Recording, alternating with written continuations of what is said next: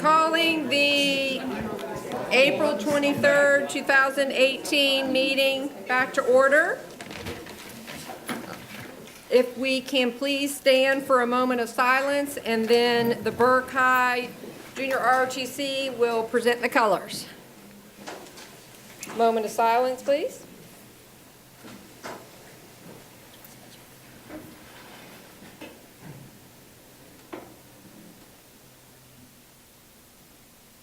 Thank you. And now the presentation of the colors. And I think somebody's gonna sing the national anthem for us. Thank you. Oh, I'll start. Yeah. Colors, done, and cut. Gary, colors.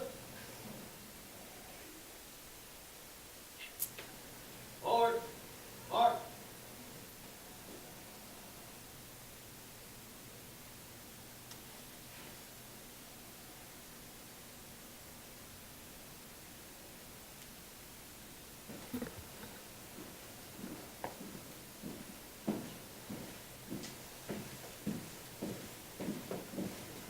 Colors, hold. Pose.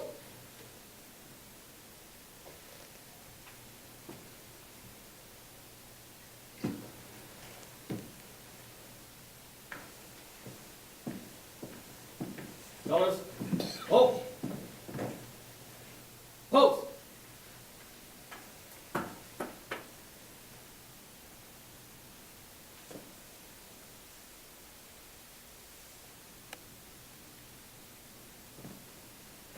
Present arms. Sky. Oh, say, can you see by the dawn's early light what so proudly we hailed at the twilight's last gleaming, whose bright stripes and bright stars through the perilous fight for the ramparts we watch, where so gallantly streaming, and the rocket's red glare, the bombs bursting in air, gave proof through the night that our flag was still there. Oh, say does that star-spangled banner yet wave o'er the land of the free, in the home of the brave? Wow. Amen.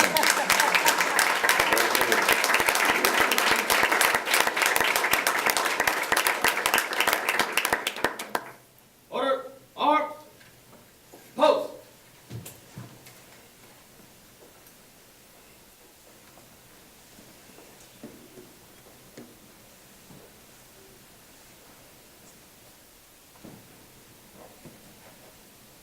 Reverse, colors.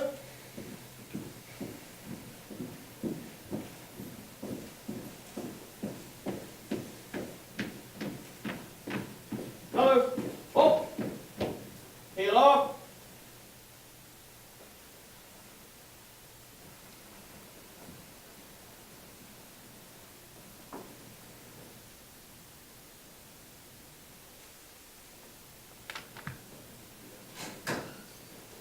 Thank you very much.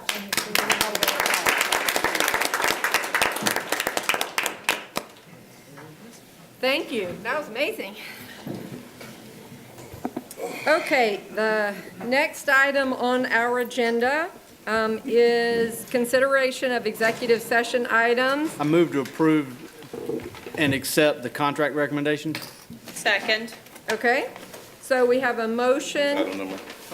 This is item number 6A1. This is the annual renewal of contracts for 2018-19. This is a motion from Mr. Garrett with a second from Ms. Coates. Do you have any questions about that motion? So basically, we're recommending that the board authorize the superintendent to issue contracts for the 2018-19 school year based on contractual obligations and/or budgeted allocations. That's basically the motion, right? Yes. Okay. Any questions? All right, Mr. Hollenshed? Aye. Ms. Coates? Yes. Mr. Garrett? Yes. Reverend Collins? Yes. Ms. Jeffrey? Yes. Mr. Miller? Aye. Mr. Staubs? Yes. Reverend Mack? Yes. And I vote yes, the motion passes. I move to approve the recommendation for Chief Financial and Administrative Officer. Second. All right, so we have a motion from Mr. Garrett and a second from Reverend Mack to approve the recommendation for Chief Financial and Administrative Officer and also to approve that revised job description. Is that correct? Yes. Okay. Do we have any questions? Mr. Hollenshed? Aye. Ms. Coates? Yes. Mr. Garrett? Yes. Reverend Collins? The revised job description that was presented to us, right? Yes, yes, Yeah. yes. Ms. Jeffrey? Yes. Mr. Miller? No. Mr. Staubs? Yes. Reverend Mack? Yes. And I vote yes, the motion passes. The next item is special recognitions.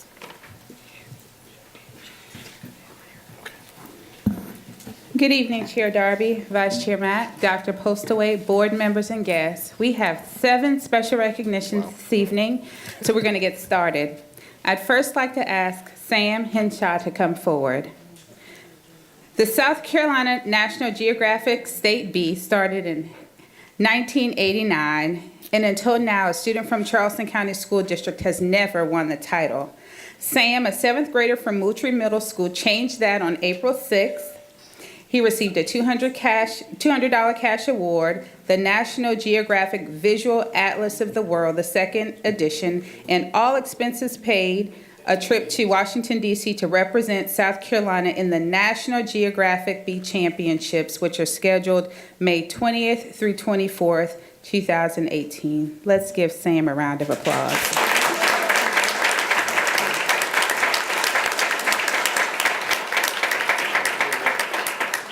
Thank you. We'd now like to ask Malachi Jones to come forward. Malachi Jones is a senior at the Charleston County School of the Arts and will be honored at Carnegie Hall for his talent and ability in writing. The nonprofit Alliance for Young Artists and Writers awarded him with a gold medal portfolio as part of the 2018 Scholastic Art and Writing Awards. He was one of only 16 high school seniors in the state and one of 2 in South Carolina. Malachi will also receive a $10,000 scholarship. Congratulations, Malachi.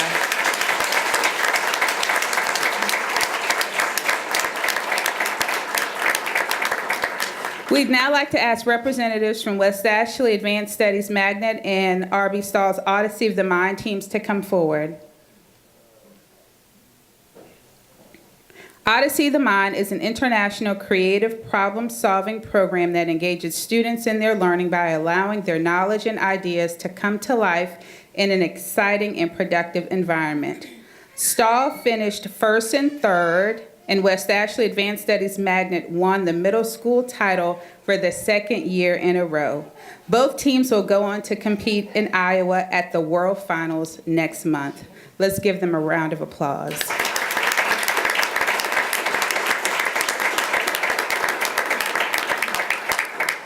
I now would like to ask representatives from Wando High School's engineering team to come forward. Okay, they aren't here, but just let me tell you what they did. Both teams from Wando tied for 1st place in the Introduction to Engineering Design at the University of South Carolina's annual Project Lead the Way statewide engineering competition in Columbia. Let's give them a warm round of applause. I would now like to ask the representatives from Buist Academy and Charleston Charter School for Math and Science Sea-Perch teams to come forward. Sea-Perch is an innovative underwater robotics program that equips teachers and students with the resources that they need to build a remotely operated vehicle, which is comprised of a low-cost kit in an in-school or out-of-school setting. Team 13 from Buste Academy and Team 8 from Charleston Charter School for Math and Science won the 2018 Charleston Sea Perch Regional Challenge. Both teams are going to go on to the International Sea Perch Challenge, which is in June. Let's give both teams a round of applause.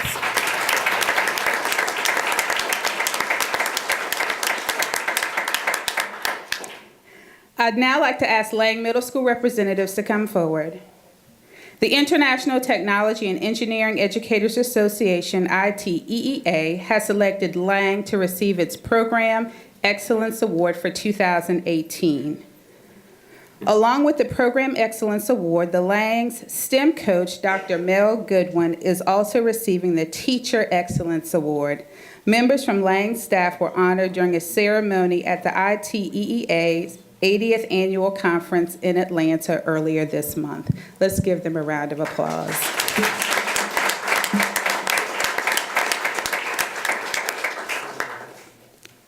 And finally, we've saved one of our best for last. We'd like to ask Interim Director of Elementary Schools, Michele Simmons, to come forward. Recently, Ms. Simmons participated in the School Leadership Executive Institute, SLEI, sponsored by the State Department. This is a year-long program and is designed to give veteran principals the insight, knowledge, and competencies to lead South Carolina schools to success. Each cohort concludes with one principal being awarded the Inez Tenenbaum Leadership Award for their contributions to the learning community. The award was voted on by 24 principals from across the state. Congratulations to our Michele Simmons for receiving this prestigious award.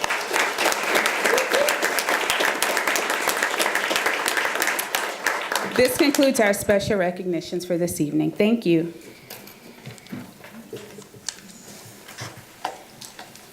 Thank you very much. Awesome work. Congratulations to all the students and teachers and principals and parents that helped make all of that possible.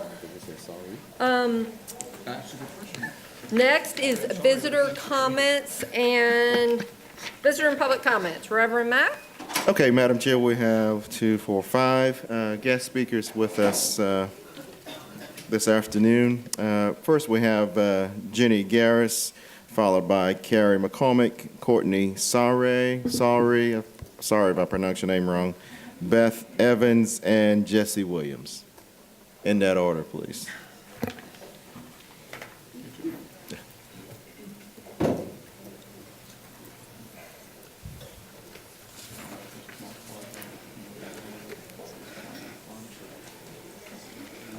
Yeah. Yep, go ahead. My name is Jenny Garris. I have 4 sons, all in CCSD public schools. 2 of my sons have dyslexia. I'd like to thank you for your time and effort that you put into making CCSD schools a better school system. You have before you a very difficult job, and I thank you for the work that you do. Over 40 million American adults are dyslexic. However, only 2 million know it. I was one of those 40 million adults. I didn't know I was dyslexic until my son was diagnosed 3 years ago. I'm more nervous today than I was the last time. That's okay, you're doing great. Because we know your name now. I know. We don't bite. I don't know. Dyslexia. Dyslexia is a specific learning disability that is neurobiological in origin. It causes difficulty in learning to read, interpreting words, letters, and symbols. It can vary from mild to severe. It is the most common learning disability. In fact, of all students placed in special education, 80% are dyslexic. It does not stem from any lack of intelligence. It is not the result of poor teaching, poor instruction, or poor upbringing. It crosses racial, ethnic, and socioeconomic lines. Dyslexics are often thought of as lazy or dumb. That is not true. Dyslexics are often quite gifted and extremely productive. Dyslexia affects 1 in 5 students. Charleston County has 50,000 students. 10,000 of our CCSD children are struggling right now. 3 out of 4 people on welfare are illiterate. 85% of juvenile offenders are functionally illiterate. According to the U.S. Census, Third grade reading results are used to forecast prison capacity in 10 years. Dyslexia is not a disease to be cured, but a way of thinking and a way of learning. All children can learn to read with proper teaching methods. I ask you to support this literacy proposal so that we can help the 10,000 struggling CCSD students. Thank you. Thank you. Thank you.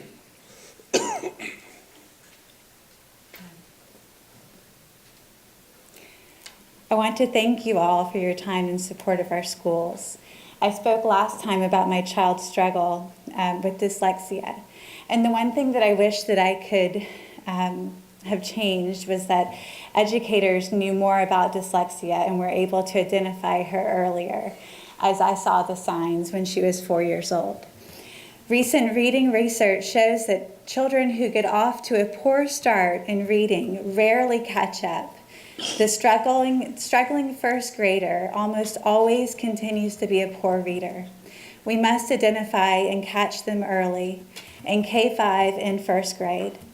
The consequences of a slow start in reading become monumental as they continue to fall behind without support or resources needed to catch up.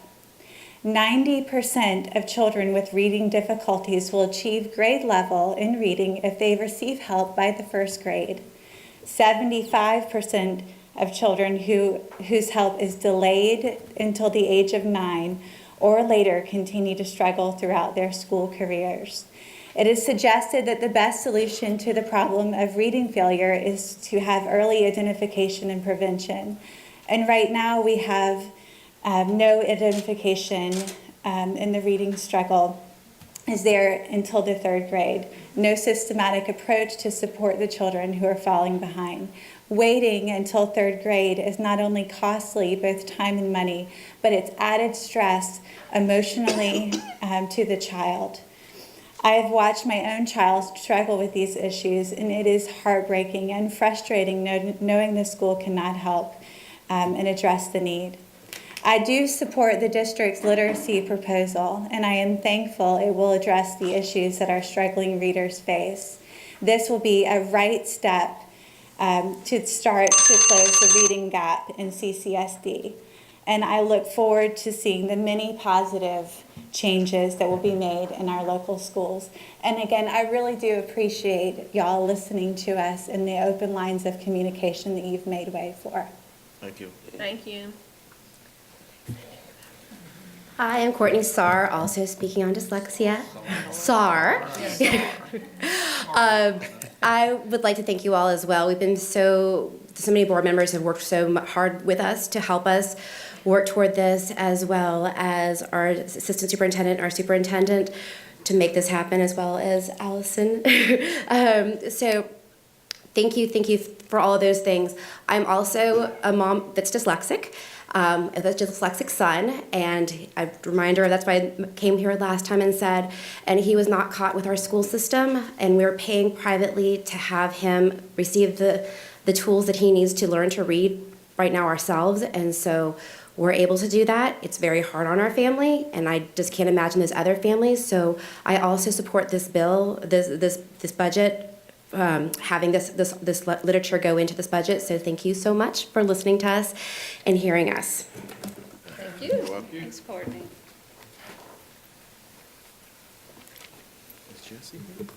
Good evening, everyone. My name is Beth Evans, and I have an 8-year-old daughter who attends A.C. Cochran Elementary School up in the north area. She also has dyslexia and ADHD. I'm fairly new into this whole process, but I've gotten caught up. But during these past 3 years, it's been a struggle. One, getting her identified, and the lack of people wanting to have her tested in the first grade or in kindergarten. Typically, the response was, we do that in third. That's waiting way too long for somebody who, in her case, has severe phonic dyslexia. Her issue is trying to put letters together. That's something that they need help in first grade, not third. I have reviewed the literacy proposal that is before y'all this evening, and I also am in support of it. I think this would be a great start. I come from a family where my sister had dyslexia, and my husband struggles with dyslexia. So we knew that my daughter was bound to at least have a very good chance of it. I think getting staff and everyone else aware of the signs and the symptoms and early identification would be key. So I look forward to all the new changes if this is approved. Thank you. Thank you.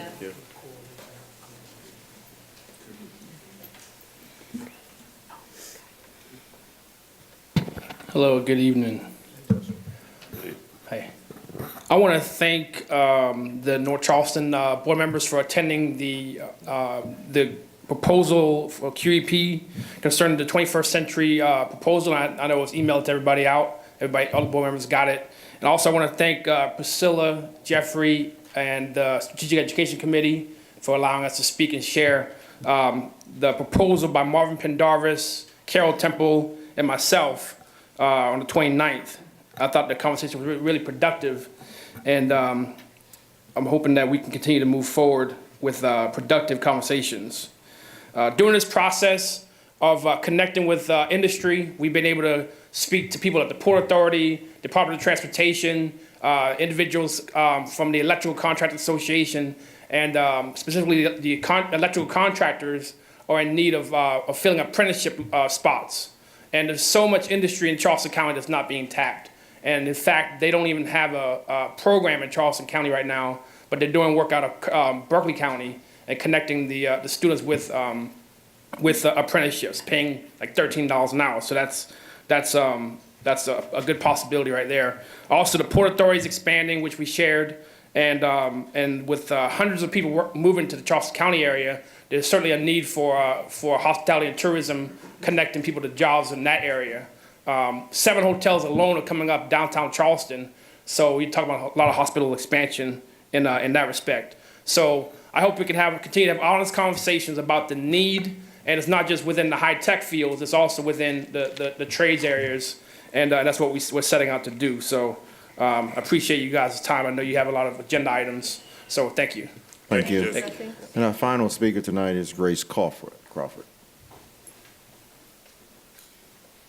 Thank you. I appreciate it. Hello.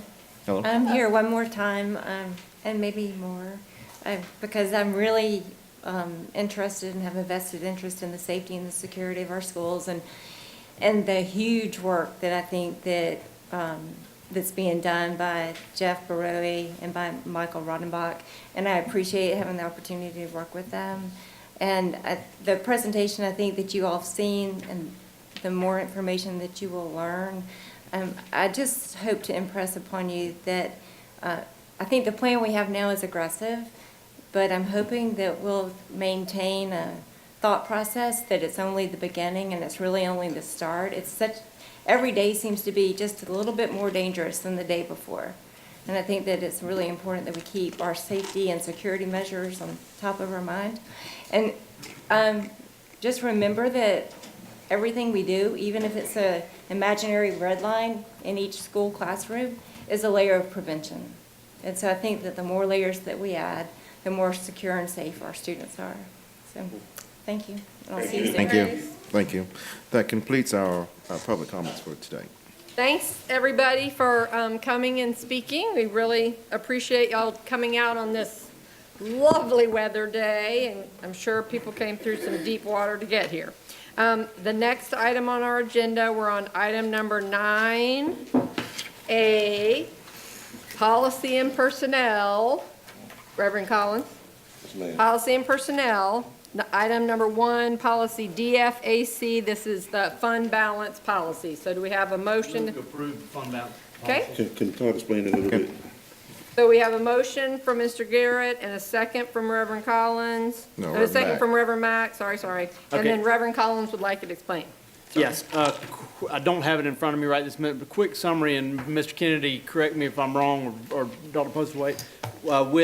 This is setting up a policy in which fund balance is 5 different categories. One is the state mandated, and also our policy to have 8.3 in reserve that you cannot touch unless there is an emergency that is unexpected, and with certain reasons in that. And then you've got the other 4 categories I can tell you what they are real quick. So there's, He's got a copy. you got it? being to use them, to set aside additional funds above that 8.3 for example, right now, 8.3 is roughly $40 million for us, but at the end of this budget year, we're going to have $50 million. So it's taking that extra $10 million to say, yeah, these are specific uses for that out of the fund balance. So that, for example, with early college education, it's a multi-year rollout that's going to need funds in each of the years ahead. It's going ahead and assigning of that $10 million different uses for that. Yep, all right. Does that answer your question, Reverend Collins? Does that help explain that? Some. All right, do you want Mr. Kennedy to? Yeah. Okay, so what specific questions do you have? So the goal is set for 3 years, what I understood? I'm sorry? The fund balance goal is set for 3 years at a time? So there's no set time period on the fund balance. So as Mr. Garrett indicated, the $40 million or so would be permanently in the committed category of fund balance. And so that number will change as our expenditures change. We have to have 8.3% of the expenditure budget. So as that budget changes, that number will change.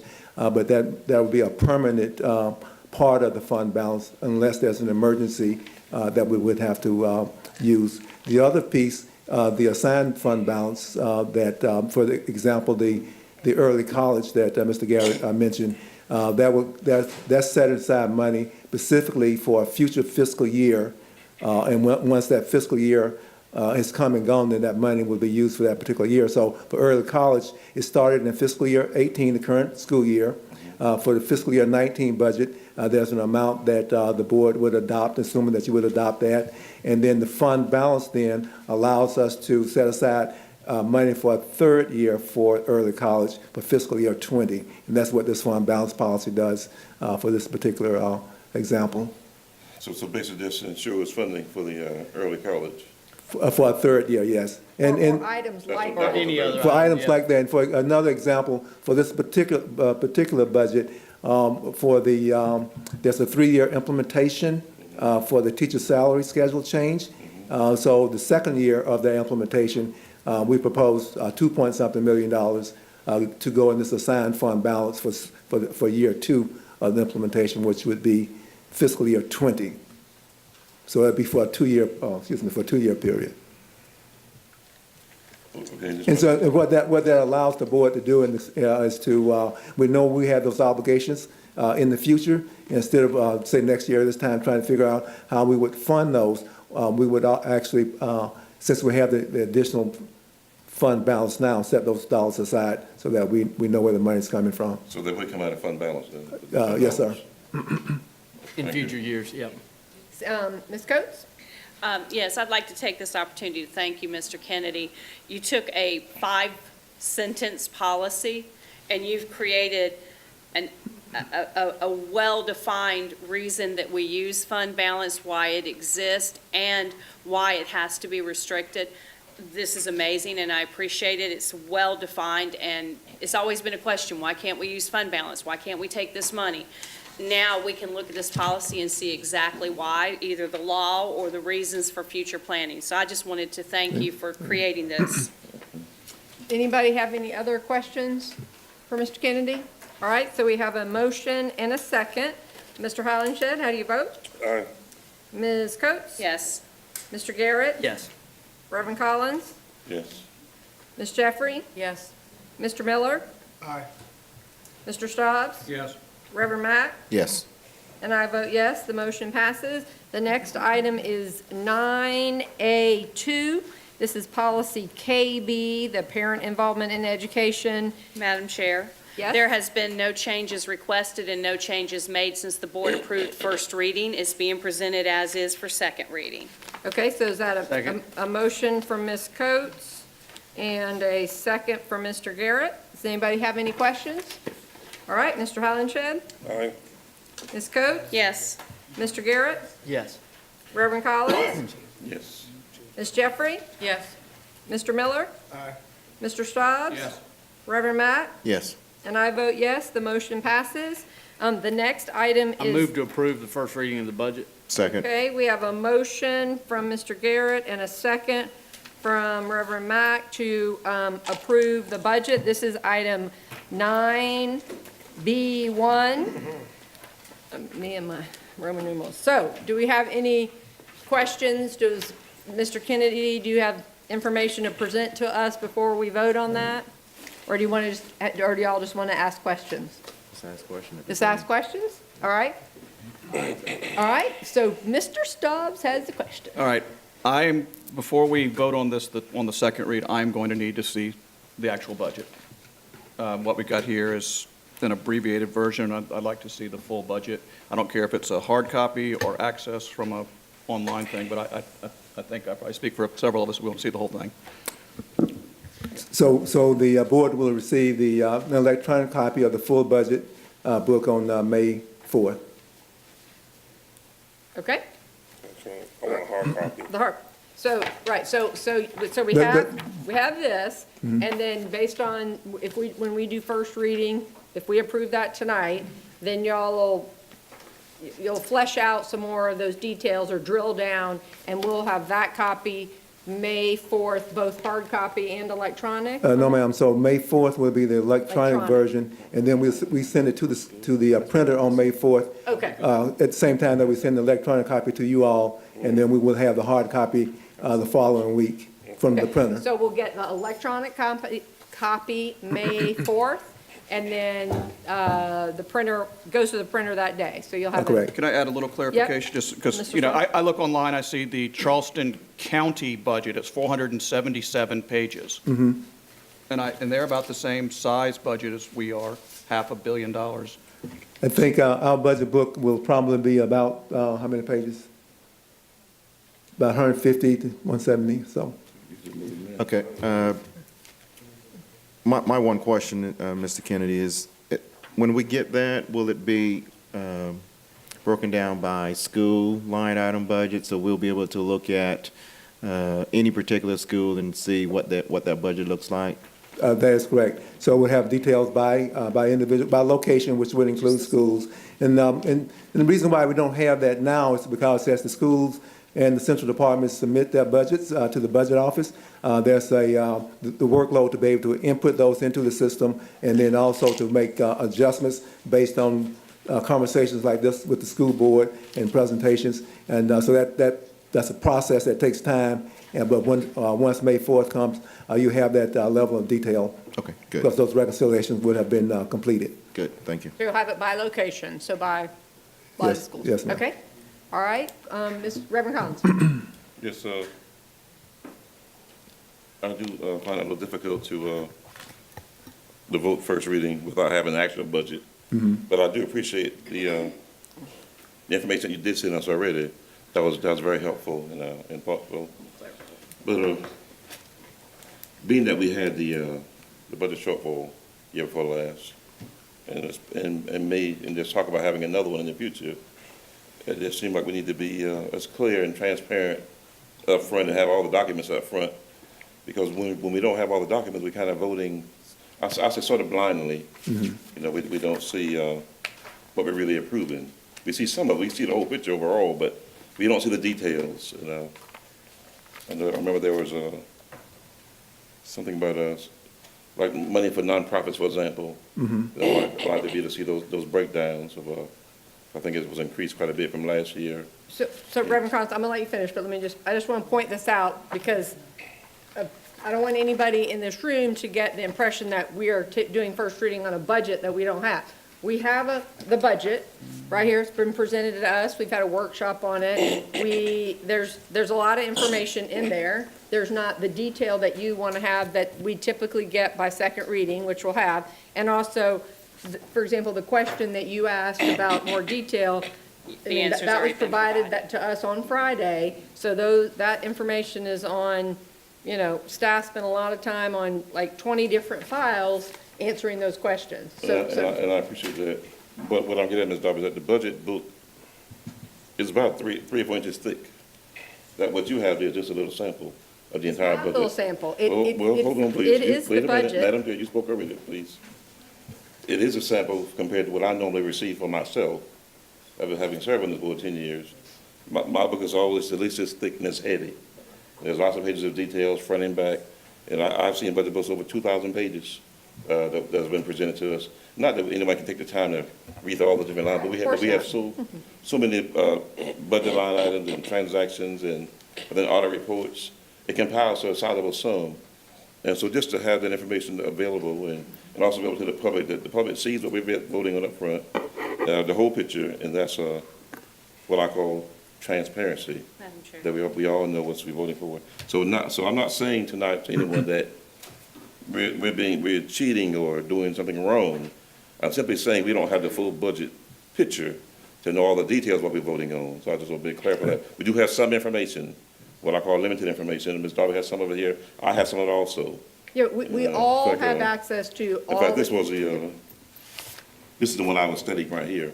This is what I was studying. And that's what we There received. can be a quiz on that tonight, so I'm glad you can study it. All right? Well, that we agree. So I just want to clarify that point. So I feel better having the whole thing in front of me and voting on it. Not knocking. So when you get that book, you're going to vote yes. You sure you're not a preacher?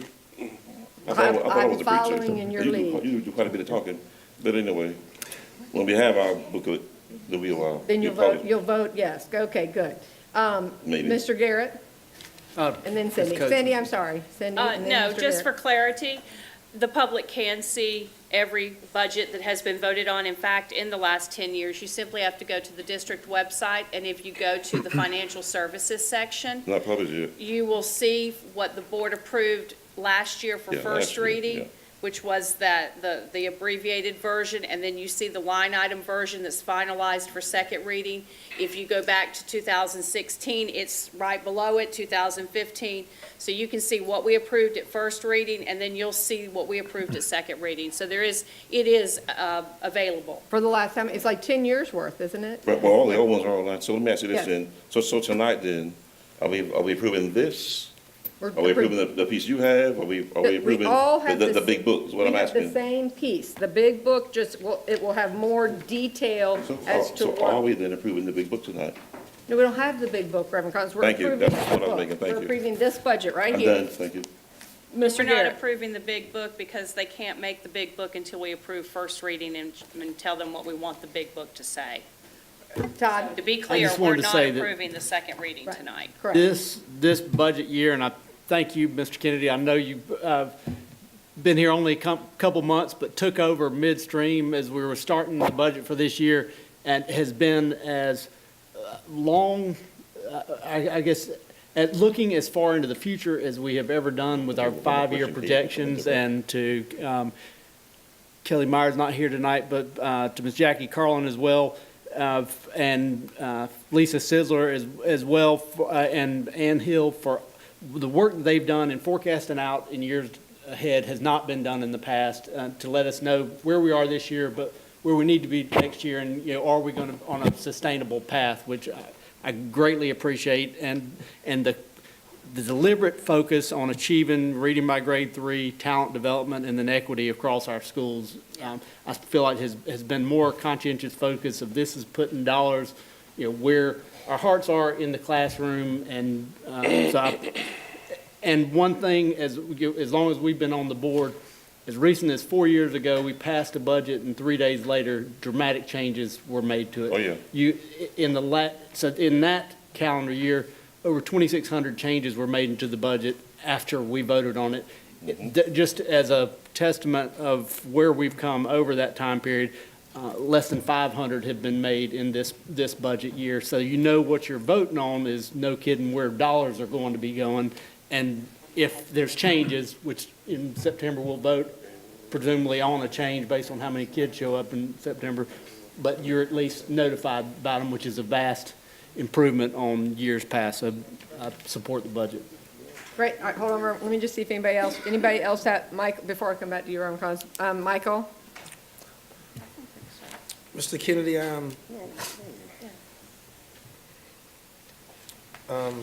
based on the FY19 budget summary and solutions, it says here that the expenditure increase is around 40 million. The projected expenditures at 515 million, with the variance of 18.5 million. And can you, for the folks in the audience who don't have what we have, can you tell us what the budget solutions to make up that variance is? Yes, 1 second. I think it's in the presentation. It is. It's on page 10. Right, and it's on the screen.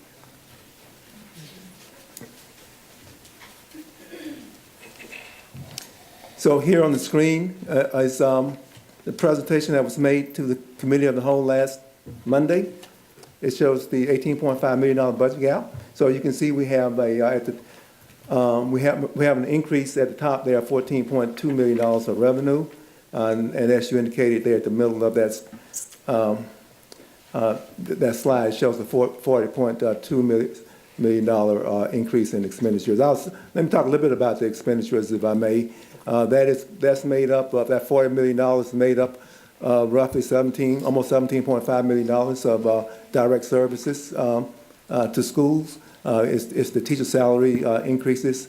It's the math teachers increases. That's a slide in this presentation that lists all of the direct services to schools. So that's almost 17.5.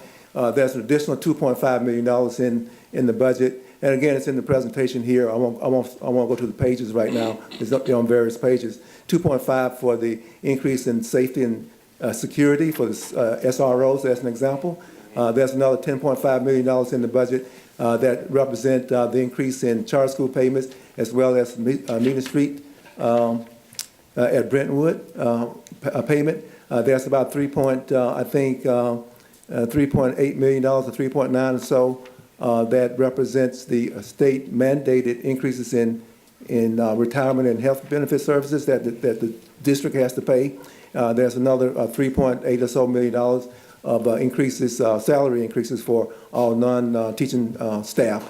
And so if I were to look in this document here that's on the screen and go through these pages and add those up, that I just talked about, it's roughly $37 million of that $40 million. So the other $3 million is miscellaneous type of expenditures that's in there. So as it relates to to how we're proposing to the board to close that $18.5 million. I will go to the next slide here. So there's the $18.5 million that was on the preceding slide. Since we met last Monday, we have added, as a proposal, an additional $300,000 in the for the after-school program in the safety and security in the Kaleidoscope program. So that takes the gap actually up to 18.8. And then the solutions down there, there's a $1.1 million expenditure in the presentation that was made last week for bus aids for exceptional children. We've done a lot of analysis on that. The academic team has, along with some of the financial folks, and determined that we can reduce that by $500,000. So that would go towards that budget gap. The millage increase of 3.96, 9.4 million dollars. So that would be the tax increase. And then a change in projected revenue. So in this slide here, we show down here at the bottom, I think $6.3 million. We've got some additional information from the state as well as from the local revenue. So that additional amount we're anticipating or projecting to be 5.9. And then, so that leaves a balance of 2.9, almost $3 million that we have here showing the use of fund balance. So that's the proposal for closing that $18 million gap. And so it seems that the larger part of that solution would come from our millage increase. Yes, sir. And so can you explain, because at the Committee of the Whole, there was some discussion about some things that have to take place in order for that to potentially happen, correct? So not for this piece right here. So Under Act 388, each school district in the state receives from the state their number, which is their number indicating the allowable millage for the following year, for fiscal year 19. And so we were given 2 weeks ago a number of I think it's 3.36 that was allowed by the state for Charleston for next year. We had an unused amount of 0.6, so that's the 3.96. That's the allowable millage for Charleston under Act 388. What I mentioned last Monday was that there's in state legislation that allows a school district to increase millage for unfunded mandates and to cover costs of natural disasters. And that piece then would require a 2/3 vote of the board. But this right here, the 3.96 is just a regular vote of the board. I can't recall exactly, but Cindy, you have probably the best memory of anybody I've ever met, probably. Can you tell me, since I've been on the board since 2012, how many times we voted to have a millage increase since 2012? You have any idea? Todd, you know? Yeah, it's in here, Joseph. Just how many times? We voted, It's in but this one. 2012 twice, maybe? I was, 2010 3 times, 2012 twice. most time it didn't increase. Didn't in 14. Right. Most time was Hey, defeated. what page you on? I don't Yeah, know. but we rarely approve a millage increase on the board. Well, millage is 24, on page 24. Can you book a different amount, Steve? Nope, my book's the same as yours. Looks fatter. It's not fatter, it's, everything else about me is, it's not. I would just, Yeah. Madam Chair, I would just say that, again, this is the first reading, and we've had 2 workshops on this already. Yep. One of the concerns that I had at the committee of the whole, and I expressed it then, I'm going to express it now, is that I recognize as our system grows, or as the years go on, it may require us to grow and do additional things. As I was leaving that committee meeting last Monday, driving back from Mount Pleasant, I started thinking about, for me, what does the budget mean? Not just from a money standpoint, from making sure that we have proper services and salaries and the like, but what does it mean in the education system? So to me, I just kind of came up with a simple word. The budget must equal 2 words, academic results, right? It has to equal what happens in our classrooms. And obviously, the budget can determine what happens in those classrooms, but ultimately, it has to be, in my opinion, it has to be driven by student achievement.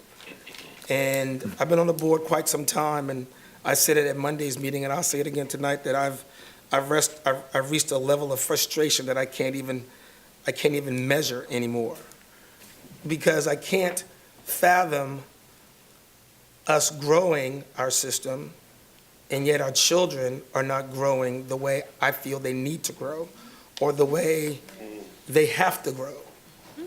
And so on Monday, when you presented and others presented the budget, the last question I believe I asked was, where in this proposal are the cuts? Where in this proposal, coming to us, telling us we need this, I get that. I'm for that to some degree. But where is the page with, I don't care, 1 item, 10 items, where there can be some educated, procedural, concise cuts in our district? And I'm hoping as we go through this budget cycle, this budget system, those things will be offered up, presented to the board with tangible reasons and explanations. Obviously, there's going to be COLAs that are in there. We want to increase teacher pay and the like. We're also looking at security in our schools. So all of these things we have to consider. But I believe our fundamental goal has to be student achievement. And I'm not, and I don't think a lot of people are very happy where we are and where we're going. In some cases, we're doing a fabulous job. In some cases, we're just kind of teetering right where some people think we're just not that bad of a place to be. But for an overwhelming number of our children, this budget has not been tied to their academic performance and achievement. And so I'm hoping that no matter what budget you bring to us, I've been told before that it takes 3 to 5 years to see the kind of academic results and gains that we need to see. I've been on the board since 2012, and I haven't seen those. And so I'm really, really to the point where it's a do or die. It needs to be, jobs ought to be on the line based on our performance and what we're doing. And so this budget has to be, like Chris said before, it has to be tight. But more importantly, it has to resonate in our classrooms. And if it doesn't do that, for me, it's going to be extremely difficult for me to support any budget moving forward if it's not tied to that. And not just tied in conversation, well, Mr. Miller, we're going to get there. No. No, we got all of us, the 9 of us here, and those of us who are sitting on that side of the room for the most part, have 50,000 children that have to count on us to do this and get this right. And so we can't play games. Not that we are, but I don't know if it's required the level of seriousness that it really takes to do this work. And so I'm looking forward to the additional budget information that we're getting with the kind of details that Stobbs and Collins and I will be asking for, and that's what I'm looking for moving forward. All right, thanks. All right, anybody who hasn't said sorry. anything yet before I get to, I haven't. Did you have? Did you have? I got you down right here. Oh, so Kevin, anything?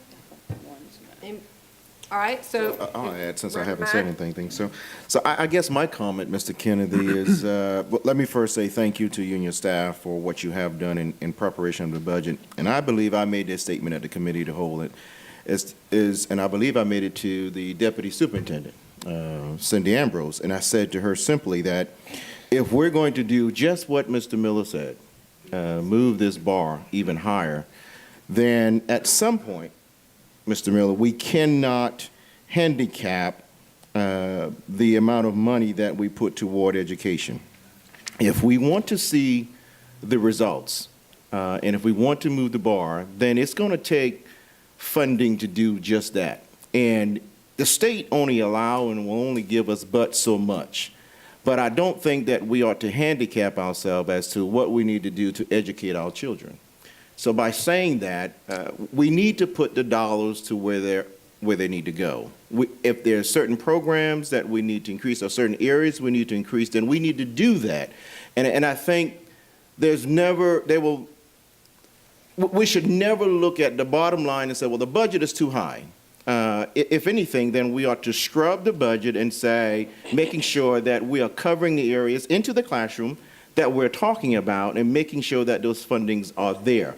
And sometime it may require us having to research and find ways of obtaining more dollars and trying to get the budget to where we need to be. And I understand that, but at some point, if we're going to educate our children to the degree that we need to, then it's going to require moving the dollar amount up, if even so more so. There's some district that has a $1 billion budget. Students. And the same number of students, and they're putting $1 billion almost toward education. And like Mr. Garrett just said, they have more students than we have. So at some point, we have to fund these areas of concern. I look at, let me just use the new area of the literacy of dyslexic kids, something that's being introduced in. Unless you have walked a mile in that shoes, then you probably won't understand the complexity of the importance of how there are a number of kids that are suffering from that, and that may lead to the low results of the numbers that you see on the academic side. So it's going to require more funding to fund those areas or to put more dollars to those areas to make sure that we are reaching every child. And I believe at the end of the day, Dr.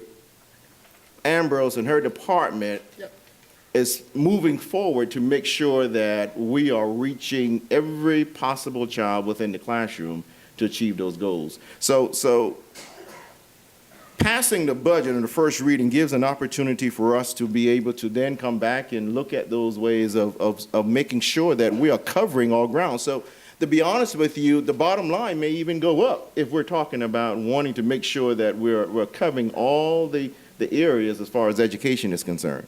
And if that's what we're going to do, then that's what we need to begin to look at to make sure that we are achieving those goals And of course, we want to make sure that the end result is that the dollars that we're putting toward these programs, that we're actually seeing results. And I believe that if we do it right the first time and put the dollars to where they need to be, then we will get those results. But we got to do it. And at the end of the day, that's where I stand. As far as the budget is, I believe that we need to move forward with it so that staff can do what they need to do. We can get the detailed information back to us, and we can begin to scrub it even more so to make sure that we're reaching those goals. Priscilla? I agree with you, Reverend Mack. Having spent over 20 years in classrooms in other states, and I've also been on a school board, I have never found that schools work better with less money, and I'm not just saying that money fixes it, it's programs. Jesse Williams has been coming to us for over a year about a program. That's going to cost a lot of money. He says, and he's researched in the community, that the community needs that program. That program isn't even in our budget this year. And there's many, and the women who are coming here about the dyslexic services. We have to pay for those services. If there's 10,000 kids in this district who are not getting services because they're dyslexic, of course our reading scores are low. And not only reading, it affects math and everything else that kids do. All of that.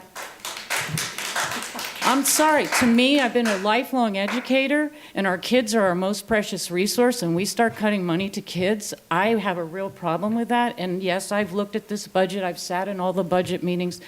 I spent a lot of time with these people over here in committee meetings with them.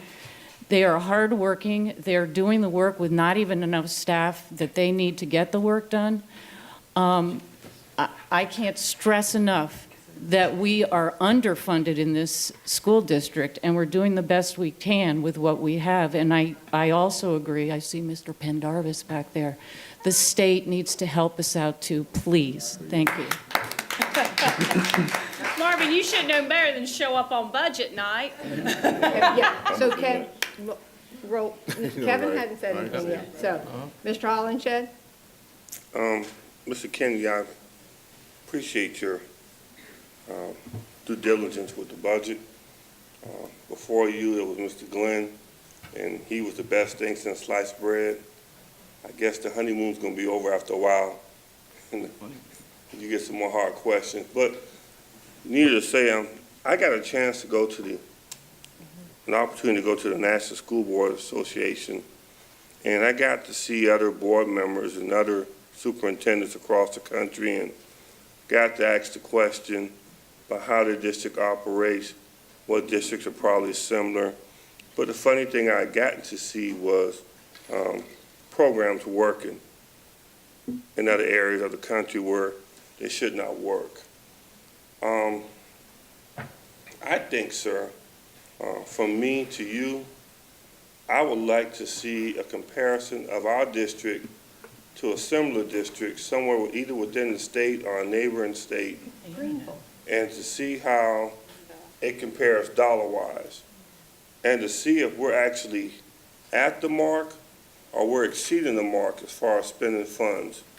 There are some districts, I think, that do probably a better job spending less money. You know, sometimes everything is not about what we do. We have to evaluate it. I don't want to be the one up here to say we're not spending enough money or we're spending too much money. I like to compare apples to oranges. And I like to see where we're at. Apples to apples. Right. No, apples to oranges. Okay, I get you. Because I like to see where we're at, because if we're an apple, it's going to show that we have a glowing status. If we're an orange, it's going to show that we're not spending enough money. So we need to see that. As constituents to the general public, and beholden to the public, we have to know where we're at. We can sit up here and talk all day long to make media sound bites, to look good, to get applause. But as on to our constituents, we need to see where we're at. That's all. Okay, so I think everybody's had a chance to speak one time, so I've got my list going for second, so I'll get mine in real quick. I just wanted to say, I feel like this year, the budget, the staff is working really hard to tie the budget to the strategic plan and results. I know you've been on the board longer than I have, and you want to see results, as do I. And I think the way we've got the strategic plan done doing this budget to coincide with each part of the strategic plan, we will see those results.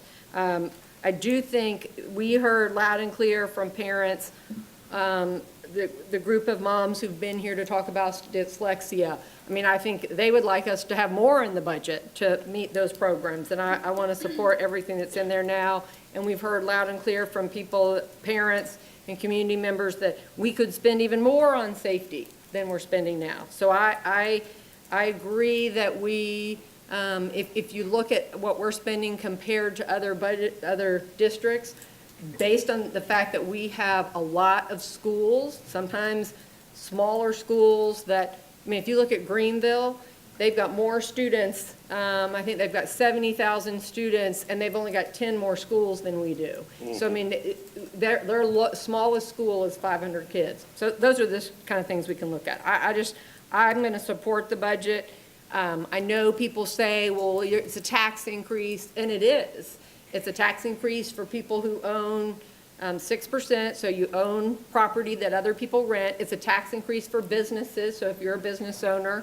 But I know my business, we want the district to be investing in students' futures so that our kids can get jobs and our kids can stay here in the community and work. So I will support the budget. So next, so it's Reverend, and so let's go quickly on these. Reverend Collins. All right. A couple of things I want to say first, then I'll ask a question. But we consider education and growth. You know, 30 years ago, cars were a lot cheaper than what they are today. And the technology has changed, and what you may have spent $4,000 for 30 years ago, today you might spend $30,000 for it. But it's so much better equipped. You can see the improvement. You can see the better fuel economy, the smooth ride, and aerodynamics. And so the price goes up because you get a better vehicle for the money.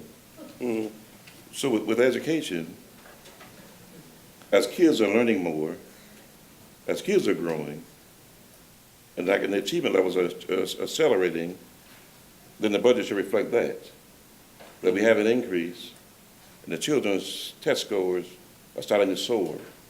We need more teachers. We need bigger classes. We need more buildings because people are coming to Charleston County in great numbers because we're doing a great job.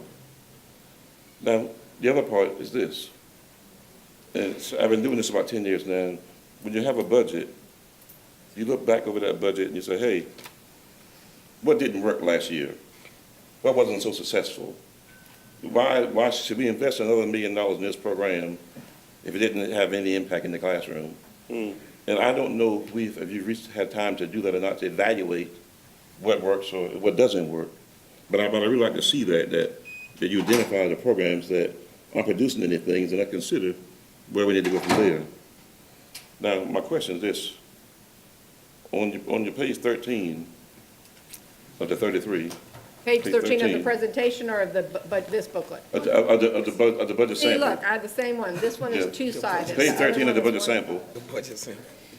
And where it says additional talent development considerations. Additional talent development considerations, $6,622,000, if I'm reading that right. Is there anyone here tonight that can speak to that just a little bit, just how we got to those numbers of $6.6 million for talent development considerations? And was this also in last year's budget? What was those numbers last year? That's for teacher salary increases. Yeah. That's teacher salary Right. increases. But I want to hear from the source, so, but I appreciate that. But I mean, we were told that, so we also know the answer. Yeah. But I want to see. So Don or Been gone Cindy, over in public multiple I know, times. and I was at every meeting with them. so that 6.6 is the increasing the That's not what I teacher understood it to be pay. anyway. Right. That's not telling. That's not what I understood it to be, but I'll just make sure. All right, hold on, let him get that. So we'll break the number down, but if you recall in the presentation that we have, I think it's $2.7 million to go towards the first year implementation of the change in teacher salaries.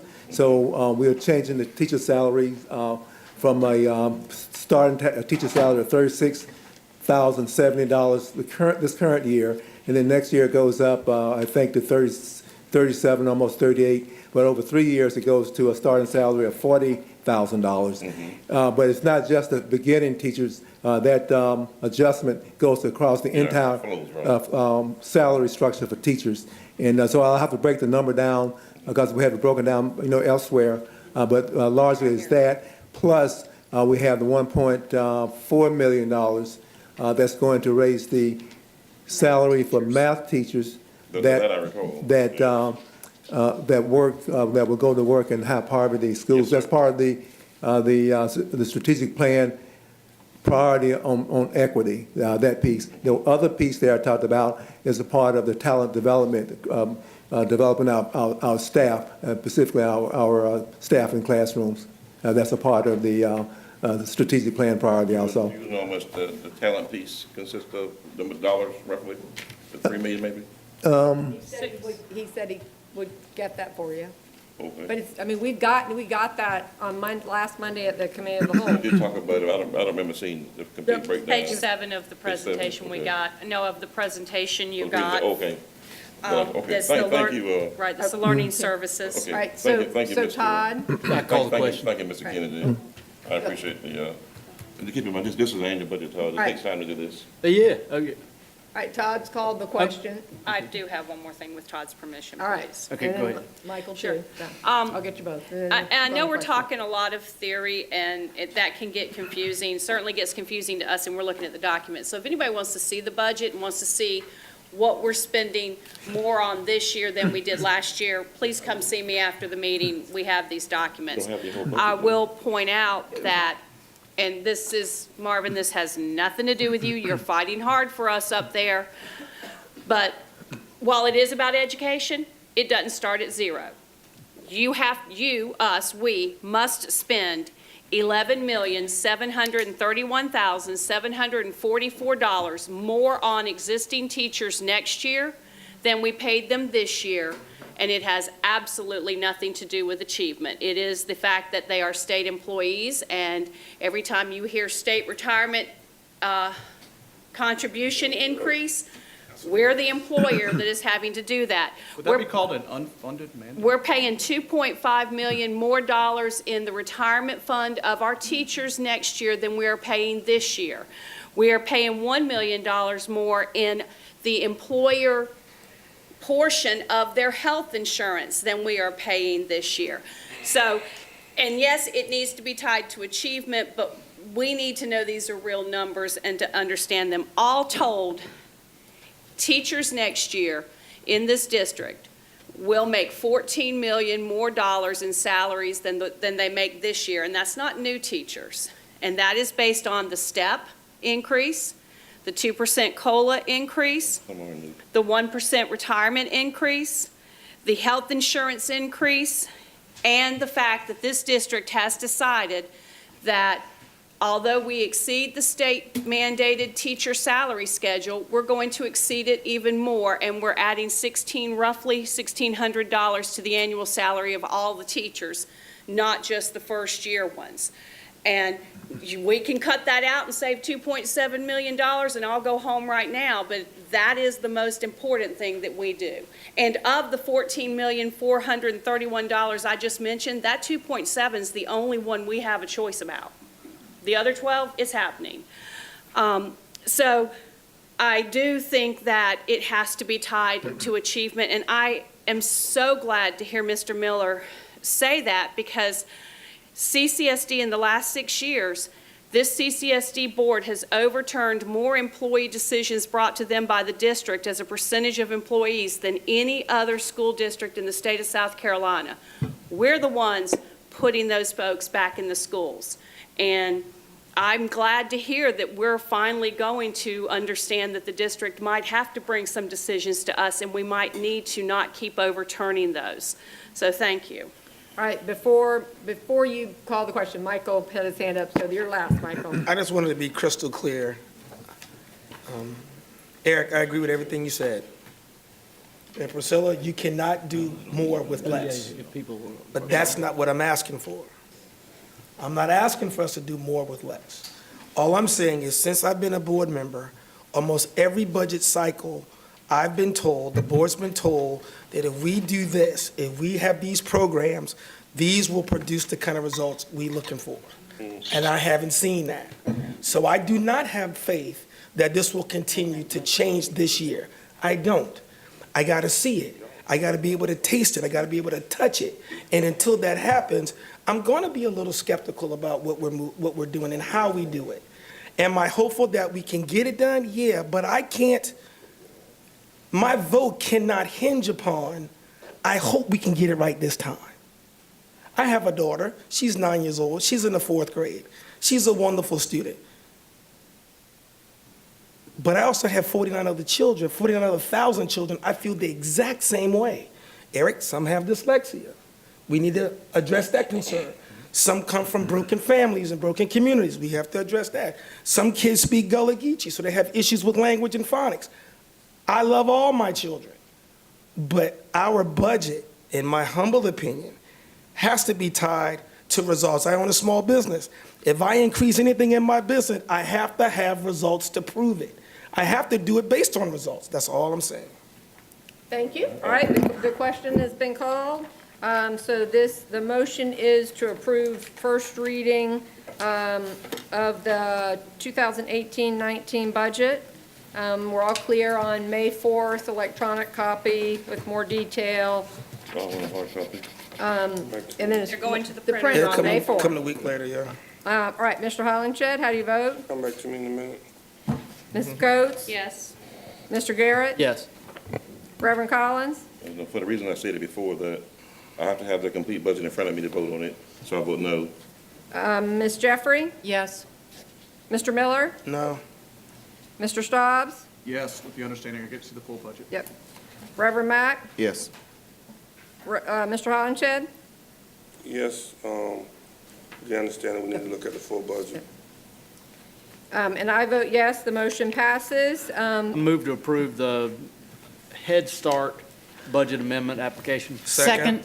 Okay, so there's a motion from Mr. Garrett and a Priscilla. second from Priscilla Are you good with that? for the, this is approving the Head Start, Early Head Start budget amendment application.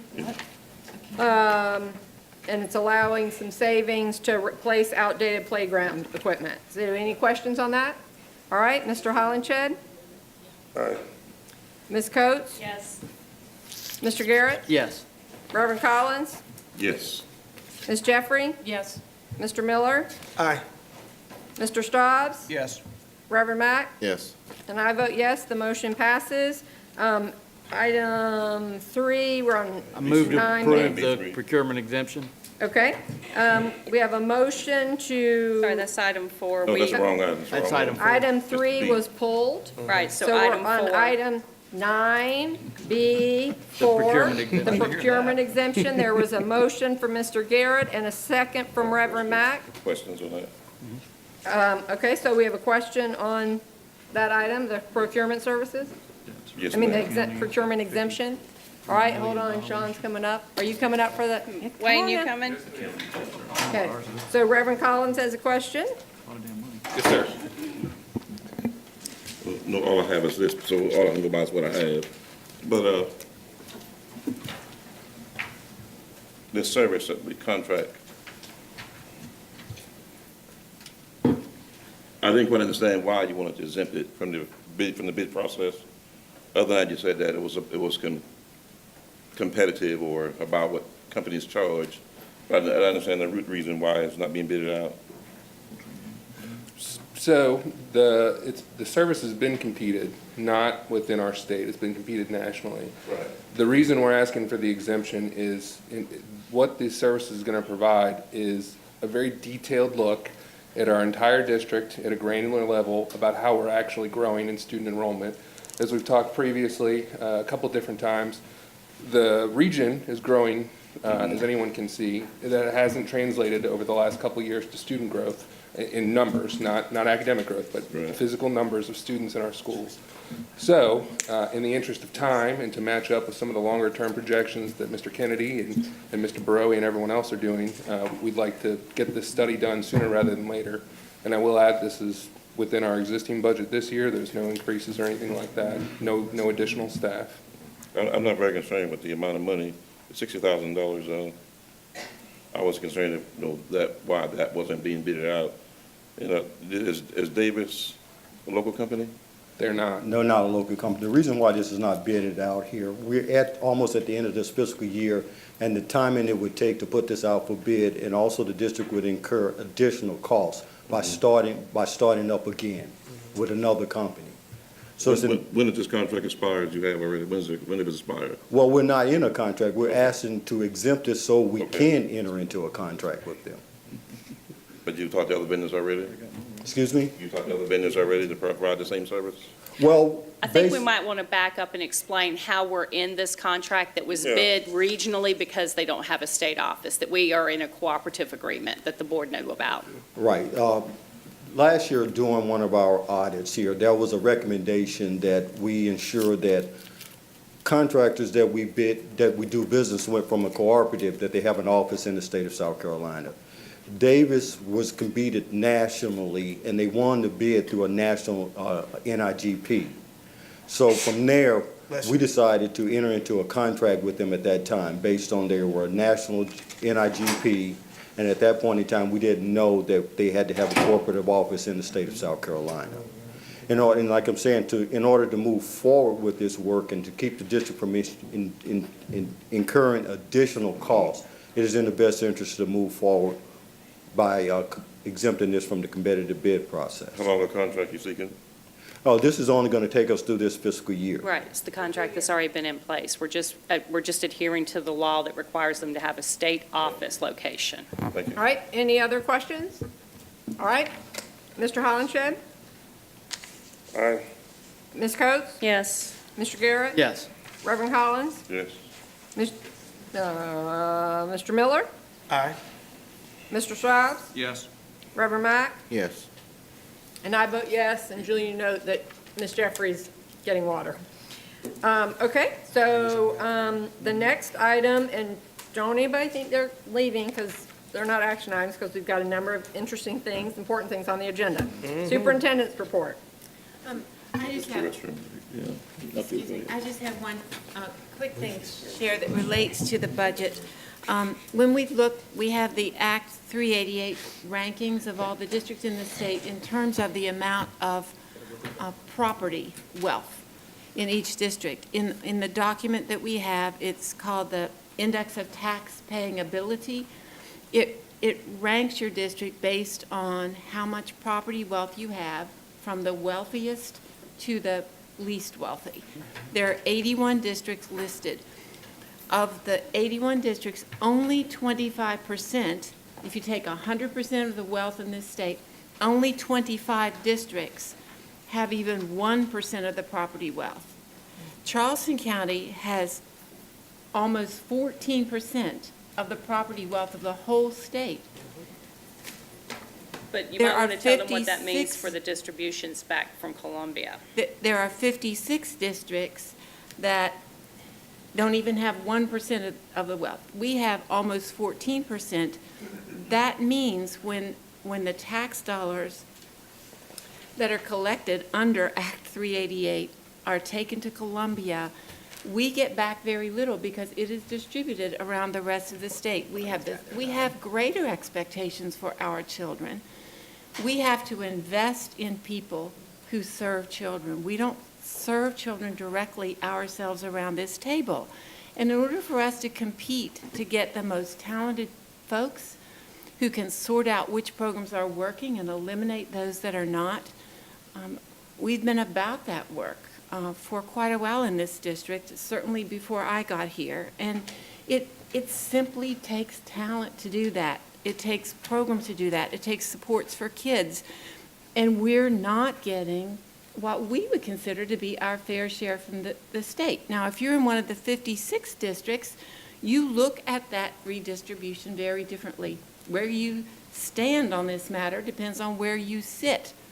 But we are sitting in Charleston. We don't get enough back from the state to make up from the taxes that we lost when property from primary residences was removed from the tax rolls.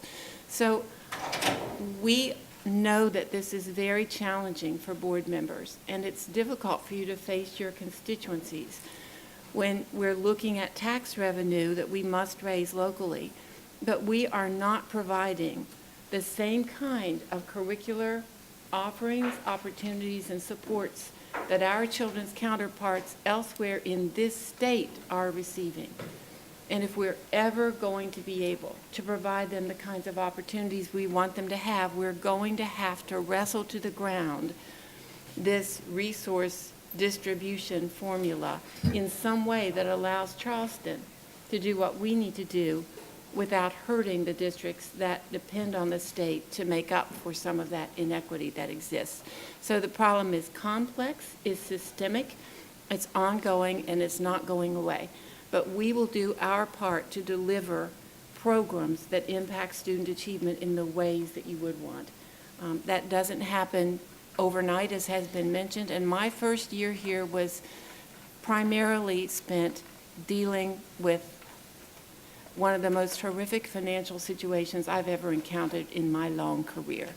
So I in essence, have had 1.5 years to really concentrate on programs, and I'm confident at the end of 3 years, you and taxpayers will again be able to see the kinds of results that you are looking for. So thank you for that. Critical to getting results is ensuring quality and equity. We entered into an agreement with Clemson University to conduct a diversity and inclusion study for us. The principals from that study are here tonight to share with you the progress that they've made to date. They are being extraordinarily thorough, so I'd like to invite to the podium Lee Gill and any of the colleagues who are with him who may be speaking to the board tonight to share with you the progress that's underway. They'll begin writing their recommendations in May, so they're very close to the end of their listening sessions. Yes. I gotta be honest, the only thing I see over there is that big orange thing on his Is it blinding me, sir. Is it showing up that well, is it? It was mentioned to me a little earlier that someone had a Georgia Bulldog somewhere and they wanted to give it to me. I said, President Clemens probably would be looking for another chief diversity officer if that happened.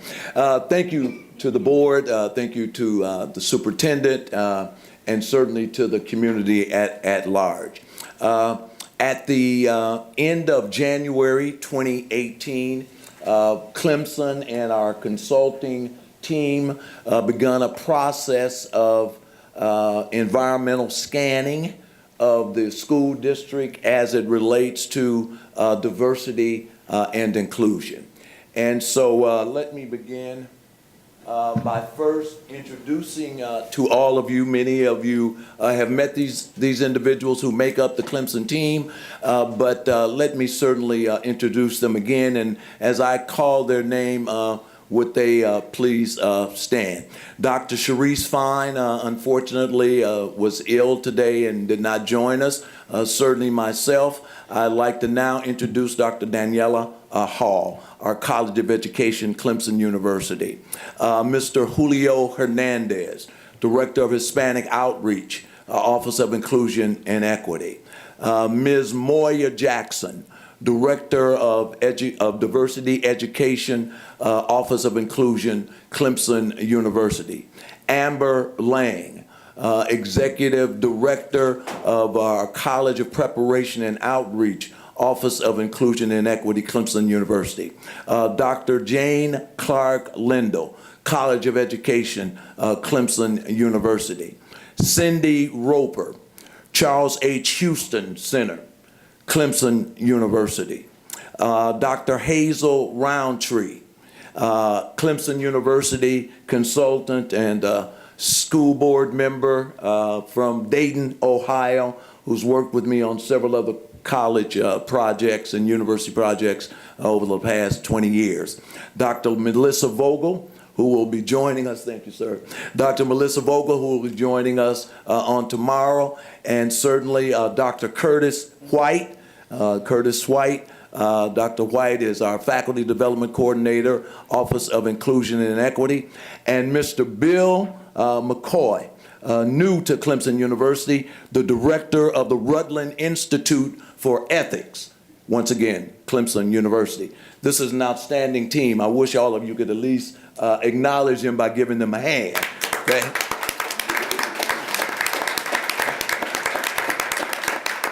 So let me just very briefly, knowing your time constraints, go through the work to date that we have performed.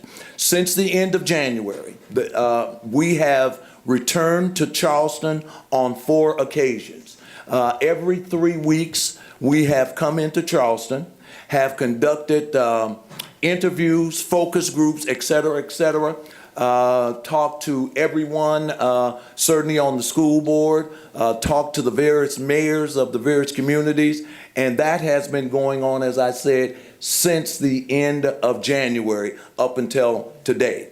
At this point, over these past few months, we have spoken to over, God bless you, over 200 so individuals, both teachers, school students as well. We have looked at the demographics throughout the entire district. We've provided a deep dive on document review, policies, handbooks, syllabi, curriculum, media coverage, history of Charleston, et cetera, and I won't read all of that. So let me move to the next slide.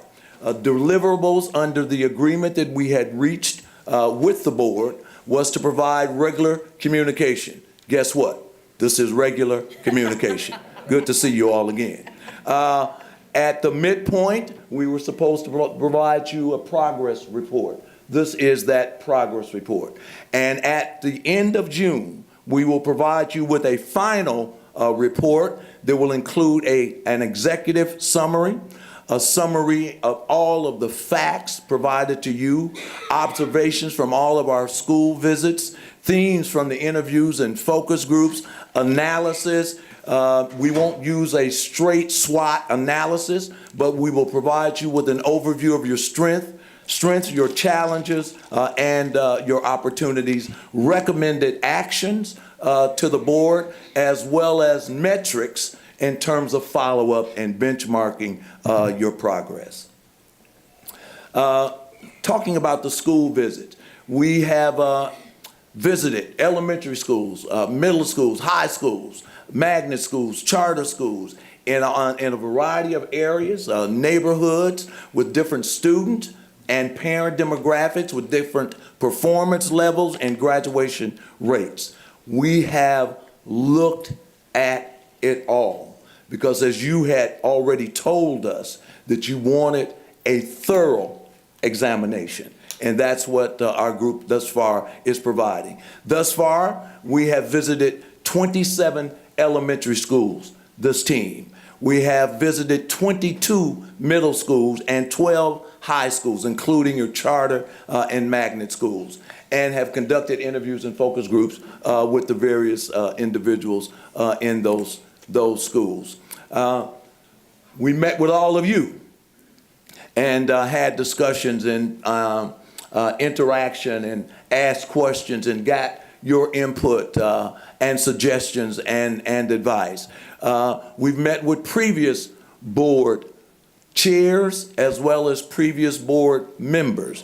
There were, when you start this kind of process, you'll talk to one person or one group, and you'll always get that germination that takes place. You ought to speak to somebody else, or you ought to talk to so-and-so. And certainly we have listened to those kinds of suggestions and information. We've made it a point to listen to all sides.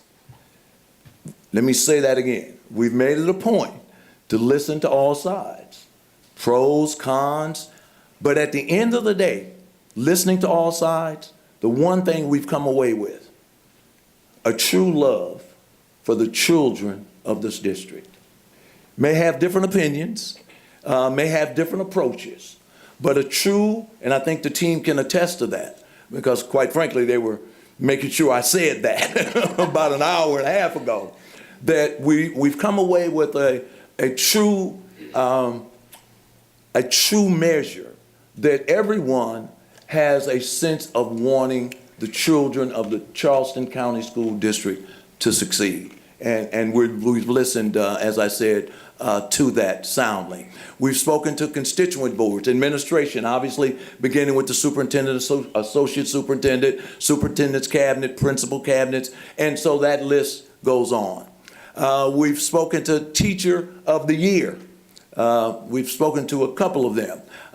We've spoken to teacher focus groups and special education teachers, principals and assistant principals, and Charleston County School District employees, including clerical staff, food service. By the way, I don't know about you, but I've been in higher ed now 26, 27 years. You know one group of classification of individuals you can always get the truth from? All right now, y'all know, you okay? So it's not the hierarchy. It is individuals that are that are on the fire line day in and day out. And they're not complaining. They've got suggestions. They've got recommendations.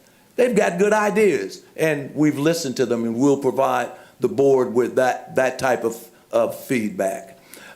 We've spoken to faith leaders, obviously who are having congregations that are deeply committed to the lives of their parishioners, but to the families and children in those churches and places of worship.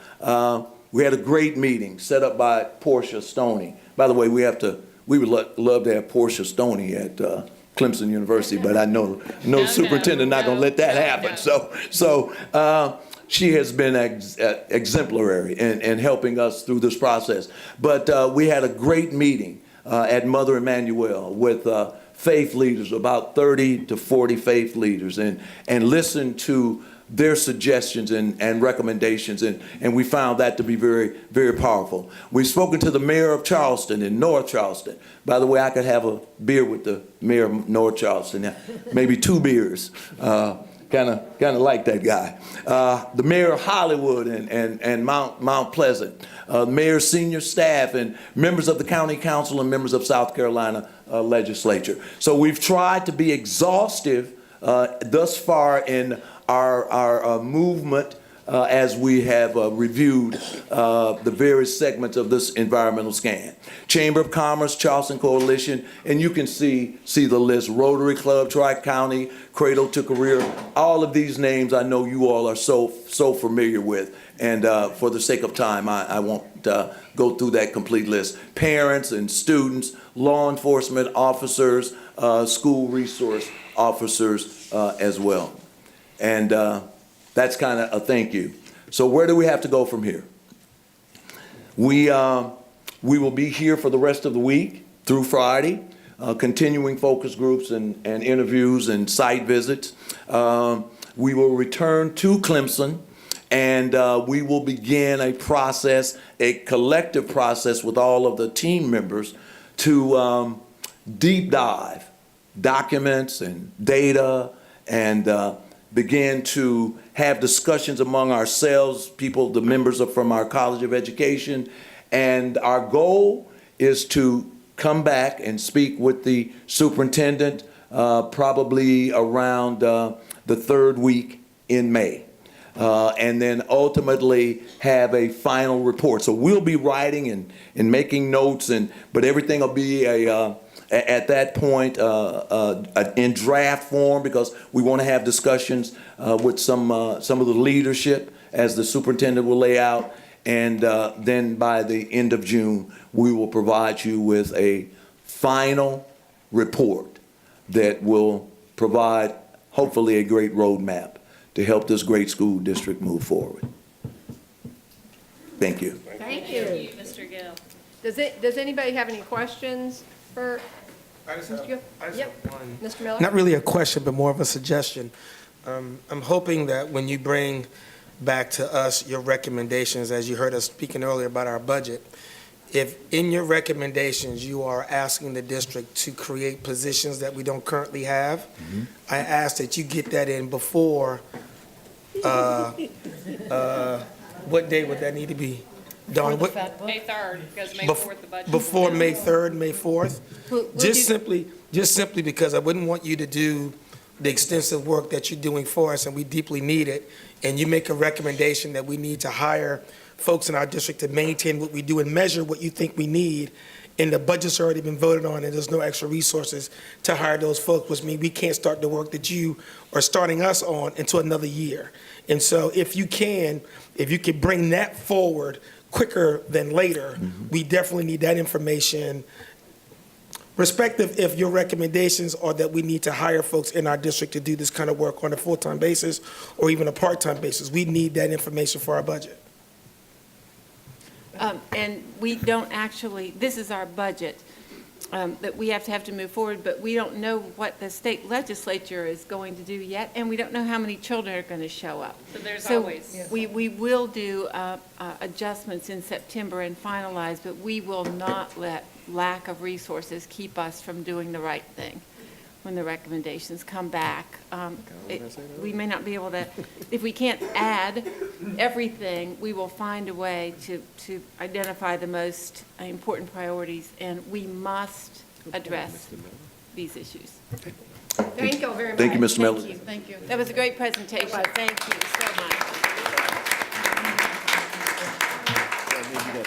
I just wanted to say, I've lived in this community for 30 years and have worked in lots of different areas and have lots of different consultants come in, but I've never seen a team come in that's as thorough and as, I know you don't live here in Charleston. Y'all come down here a number of times, so there's not going to be any question about how thorough you all have been, and you really have done a deep dive, and we so appreciate that. So thank you very much. Thank you. The financial report was in your packets. If you have any questions, we can certainly pose those to staff. The final thing I want to do is to just thank the board for giving us an opportunity to bring to you last fall the recommendations from lots and lots of listening sessions last year throughout the summer. Life combines crisis and opportunity very frequently. So we did a lot of listening, put together the groups to make strategic recommendations, and came to you with 3 priorities. Reverend Collins. We came to you with 3 priorities. One is to focus on literacy. That's not meant to mean only reading scores, but literacy with a handful of goals that are critically important and that don't overwhelm everyone. The second strategic goal was talent development, recognizing the talented people who've been part of this school system for a long time, keeping them here and attracting new talent. And the third was equitably distributing resources, making sure that those children who need public education to get it right for them and who come to us with needs beyond what we normally staff in the classroom have an opportunity to get the kinds of supports that we can afford to provide within our means to accelerate their learning and to support their needs that must be addressed in order for them to learn productively.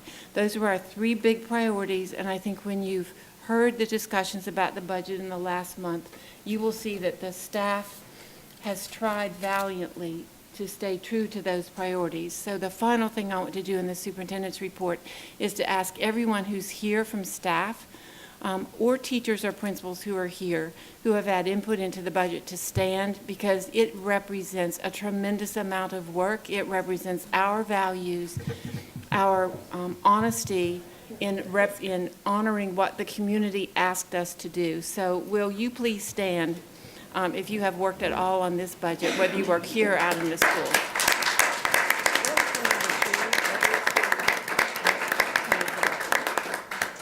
Thank you so much. Thank you. Yeah, Eric and I are obviously not good listeners because we couldn't remember number 2, literacy, talent development, and equity. Right, and so when you look at, we've been working on that one-page document. Mr. Kennedy's been heading that up for us. What will the indicators be, Mr. Miller? So when we come back next year and we're talking about budget and you say, what did we get? What was the ROI? We've been working for several months on a one-pager that says, these are our priorities. They're in 3 areas. The literacy, which is student achievement measures, the talent development, and equity. And so those are the indicators, and you will see in your budget documents, there is that one pager. So when we come back, those things should all tie together. That's why we need a chief financial and administrative officer combined with our other cabinet positions to make sure we're looking at all of this systemically, not one little thing at a time. So we've inherited a well-run system.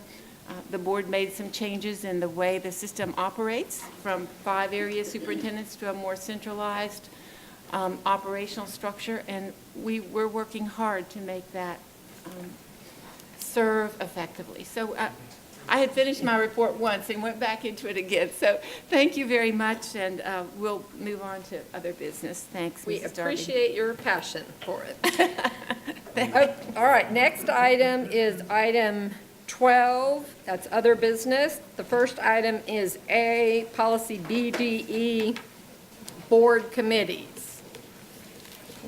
Reverend Collins, Yeah, hold on a minute, yeah. Oh, also, before I go into that, Ms. Darby, I'd ask Mr. Miller, when you had already approved the consent items, but he had agreed to discuss the school security for this briefly. There's a couple of things that I want to point out, not to change what we approved, but to add something in that, or we really just a question for 2 things on item 3. So we've approved the consent Consent, I know agenda that, yes, items. So do you have a question? Yes, on the school security. And I can do it now if you like. Well, let's get through these other items, Okay. and then we'll come back and do So I'll that. set it to the side then. Okay? Okay. Okay, so the next item is item 12A, policy BDE, board committees, that you put this on the agenda. Yes, ma'am. Okay, this for reference the committee as a whole, how the board members get items placed on the agenda for consideration or discussion. And under the current situation, it's been quite difficult for certain board members to add items on the agenda because when we have empowered one person to say yes or no to the group that presents it, and this removes the liaison's ability to control what goes on the agenda and makes it fair for everybody. So you'll note on the second page, you see a couple of strikeouts so that to place an item on the agenda, basically, you would not require the liaison approval, which is an individual. We put items on the agenda as a group of 3, a group of 4. We don't do it as one person, but individuals agree to put items on the agenda. And this is really kind of consistent with what we've been doing all along beforehand with the board policy, which requires 4 board members. And so committee could require 2 or 3 people to agree to get it on the agenda. But basically, you see the strike through. That's really the only changes. And changes the time. The deadline for the agenda would be Tuesday morning at 8:30 a.m. Whatever you want to get on the agenda, you have it typed up and submitted in by 8:30 Tuesday morning. Are the 2 changes that I see. Okay, so just let me ask you a question. So based, your change then, a board, what it says is a board member, an item may also be added to the agenda by an individual board member with the support of another board member. So that means 2 board members can get an item on the committee of the whole agenda. Yes, it can be 2 or 3. I mean, I don't have a problem with that. Right, but just 2 can get it on there without the. Yeah, but if it's in someone, it can be 3 people. I don't really care about that part. My concern is that we don't have one person that dictates who put what's on the agenda. They can remove that out of the way, make it fair to everybody, that we all have the same equal rights. Okay, so I mean, I'll just speak to this because I helped write this policy. I think the plan, the reason that we had that in there is we actually looked at what Greenville did, how they did their policy, and we just wanted to make sure that we all couldn't be putting things, that the issue had to be germane to that area. So for example, for SEC, Priscilla and Cindy Ambrose plan out a year's worth of agenda items, and she would need to okay something going on there. So, I mean, I support leaving it as it is. The time frame, you and I have talked about this before, the thing is the agenda is closed at noon on Monday. To me, changing it to Tuesday at 8:30 doesn't make a huge difference. If you want something on the agenda for the committee of the whole, you know what your deadline is. It's Monday at noon. And if we make it Tuesday morning, we have to get our agenda packets, the staff, Julie, has to get agenda packets out to us by Wednesday. And so staff has to get whatever we propose, they have to get all of that together, go over it with the committee of the whole chair, at this point, Mr. Stubbs, and then get any backup and get that to us. And we know the deadline is the Monday at noon. Why can we, you got to work on it the week before. I know you're busy on Monday morning, that's why. I think everybody is. Yeah, so you Well, work on it. we can consider, Monday evening, Monday close of business then. I think anything's better than Monday morning. It's after a Monday long at weekend. noon. Because often we meet on Monday, like this last time, we met last Monday, we met this Monday. I think we have to have time to refresh and study and make a decent presentation. Because, you can just send something in, but it takes Right. research and time to get But it the developed properly. Right, but the committee of the whole meeting typically is the second Monday of the month. Yes. So if you want to get something on the committee of the whole agenda, you submit it by the Monday at noon before that. I understand what you're saying, but my recommendation is that we don't use the Monday at 12 o'clock. I But I'm willing to go to Monday at 5:30 or the end of close day, if that makes someone feel better. That might be a better way to do it. Yeah, I'll room to change it, because we can change that to the Monday at 5:30. So, All right, Priscilla, then Reverend Mack. I can only speak for the Strategic Education Committee. We sat down planning the whole year ahead, and I personally have not received any requests for things to get on the Committee of the Whole that I know of. So I'm only speaking for that committee. And people can approach me, but I think when Cindy and I are sitting down, and it's called the Strategic Education Committee, so there's strategic reasons why we put things on at what time of the year, because that's what's going on in our schools. Any request seems reasonable if we get it in the right amount of time. And so I don't see how you could get stuff on the agenda that doesn't have to do with how we're planning the school year, at least in the education piece. I don't know about the other committees. Let me ask you a question while you make that point. See, for example, this policy here normally would have gone to the committee of the whole. Yeah. But the policy liaison said no, so it couldn't go through the committee of the whole. One person outruled three people, said, no, you're not going to put it on there, and it's policy. You mean this, so that would be for the This right- policy? this Okay, right so here, I'm only President, talking yes. about the Strategic Well, Education I'm Committee. using Okay. policy committee now, for example. Well, I say, and I'll- please, Kate, let me finish. I don't want to have to defend myself against everybody at one time. So when this was presented last month, when I wrote it up, submitted it last month in advance, but by policy, she had the right to say, no, I don't want that, I want this, or I want anything. That's the thought we gave the liaison, the policy. And the same thing for strategic ed or operations. So I find it very difficult, because if the person don't like me personally, they're gonna say no. If they don't like what I'm presenting, they're gonna say no. So they become the judge and jury before it ever gets to the table. So we need to have policy that's fair for everyone, that whoever presents an item, the board can vet it out, whether it's a worthy discussion or not. The board can decide yes or no. I don't think one person should be able to kill it up front. So this revision makes that change, that if 2 people or 3 people agree, if let's say 3 people agree to put it on committee, it can go on committee, and the board can decide what's right. That's what I'm presenting. Okay. The board as a whole can decide. Okay, So let me just answer it real quick. Because I will take responsibility that I think it was a communication error on my part that it didn't get on the committee of the whole agenda. So, and I don't think in the, 3 years that we've had this policy, that when everybody's met the policy, that we haven't had. It was changed in the original one that had that All right, language. so Eric and then Cindy? well, before I make my comment, I want to hear from the chair on that committee first. I did not, Kate, it was the spring break week, and Chris never came to me. So I found out that it was on the committee agenda. I thought Chris was supposed to work with me to put it on the agenda. Kate thought Chris was supposed to work with her to put it on the agenda, and Kate and I did not.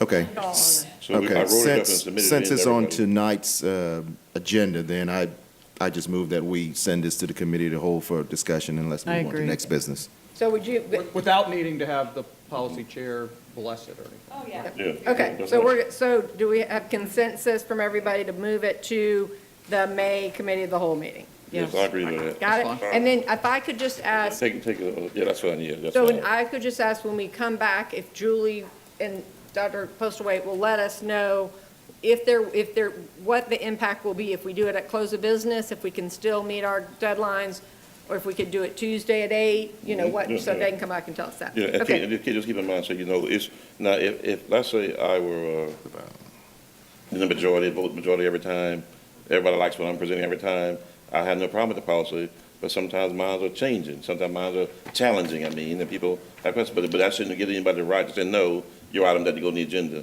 No, that's true, that's right. Well, I All think right. it's, we already said we're going to move it to committee Yes, whole, sir. so. Yes, sir. All right, so next item is moving towards the zero dropout community. Jennifer Coker? Don't forget now the thing. I got it. Okay. Good evening, everyone. Hi. Good evening. I was excited to share some information with you about some collaborations we're planning for next year, 2018-19, to hopefully decrease the dropouts currently that are dropped out and also future dropouts. A collaboration between CCSD and our locally sponsored charter, Greg Mathis Charter High School, as well as a new state charter, Acceleration Charter.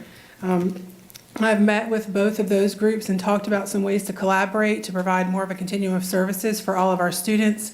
We're excited about some opportunities to offer other places for students to receive their education if they choose to, particularly high school students, particularly students who have already dropped out or are at risk of dropping out for attendance, behavior, or academic concerns. This is in conjunction with our current programs. I received I think a frequently asked questions kind of describing what we have for our high schools currently with Clark Academy, as well as Daniel Jenkins and Turning Point Academy. This would just add to make a more robust continuum of services. So some of the things that we are planning would be for those two schools to be able to meet with our principals and guidance counselors to make sure schools have appropriate information about the students that they're looking for to work with, provide periodic or quarterly meetings with myself and the guidance director and other alternative program leaders to share ideas and services that we do for kids that they might find useful, as well as assist with transition if students want to come back into the district from a charter school or they want to move from our district to one of those charter schools. And also do informational sessions for MTSS team, multi-tiered systems of support team leaders, constituent board members, as well as, like I mentioned before, principals and guidance counselors. We would also like to provide them opportunities to attend some of the professional development that we offer in the district, as long as we have space for all of those folks to come, and provide access on our website for those schools. So I'm happy to answer any questions you may have, but that's kind of a brief outline of some of the plans we're making with those two schools. Thank you. Thanks, Jennifer. Anybody have any questions about that? So we're clear that both of those schools will be offered as you're going to train with the constituent boards about those options. Yes, right? ma'am. Reverend Collins, you hear that? Okay. All right. Great. Thank y'all very much. Thanks for the work you're doing. The next item is item 12C, Dunston Elementary School Attendance Zone and Potential Growth. Okay. It's just, there you go. Mr. Barrow, can you come up, please? And first of all, I want to say this to our staff. I'm not accusing you of anything wrong, no wrongdoing at all. You just follow the instructions you had from previous board, and I appreciate you following that commitment. It is my oversight that I didn't recognize that we were going to run into a space issue with Dunston by building at the 500 capacity. And so my initial thoughts was that, well, let's add on to the building the plans you have and make it bigger. And so I kind of backed off of that plan. I said, well, if you do have a need for space, you could always add mobiles to the property, or maybe you can knock on a wall. Very anti-mobile, just FYI. Okay. I'm just saying, so whatever it is, whatever works to accommodate the kids that live around the Remont Road area. So my desire is that my overall desire is that the school would be to house 750 students. And I talked to people in the area, and some people that work at the school about Dunston, and I didn't realize how many young children, like four-year-old students and 5-year-old students that Dunston was actually serving. And I learned that Dunston was serving about 80 students just in K4 alone, and it dropped down a little bit to maybe 65 or 70, and depending on who moves out in and out of the area, And then at one time, the K-5 had about 105 students alone. So they were operating a minimum of 4 classes and 4 or 5 classes just for the preschoolers only. And so tonight, what I'm asking is that, keeping that in mind, that the school has traditionally gone to the 3rd grade the last 10 years or so, and we've served a lot of young children, and a little while back, when I got on the board, the school was rated excellent. It's not rated excellent today. In the state, we have different guidelines now, but it's still a good school that I support, and I want to see continue to grow. Is there a way that when the school is built in 2019, right? Yes, sir, it'll open in the fall of 2019. Okay, so is there a way that we can still house everybody, especially the young children, the K4, pre-kindergarten, K5, to give these students a chance to get an early start on their education? Because I'm learning that with the school, once the school reaches capacity, they can no longer accept any more 4-year students. They got to sit out for a year or find another school to go to. And I said, that's terrible. I learned that from the staff, that the kids have to be turned away, because if they don't have the teacher allocation, if they don't have the classroom space, they can't accept the kids. And this is something that's dire. We can't put that off, that we're going to make kids wait another year or two to get to start learning. We have to do it now today. All right, why don't you let Jeff answer that? 'Cause Okay. we've talked about this at the committee of the whole already, so Jeff, But I've got more information since then. okay, so your question to him Jeff's is, questions ought to be construction. I would like the superintendent to address Reverend Collins' concern that students are being turned away from an education at Dunston. Well, I'll get to her in just a minute, but I'm asking to Jeff in his construction that, is there a way in the creative, ingenious mind you possess that Dunston can house all the students in that area that they can attend Dunston? I believe at this point, with the construction that we've got planned, we will be able to house the children at Dunston. Obviously, things can change each year. We do projections. Right now, there's only 555 kids that are in the zone for Dunston.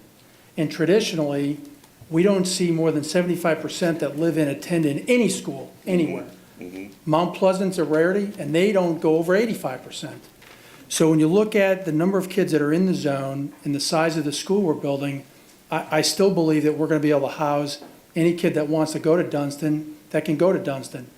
Related to the CD programs, those are not funded by the district.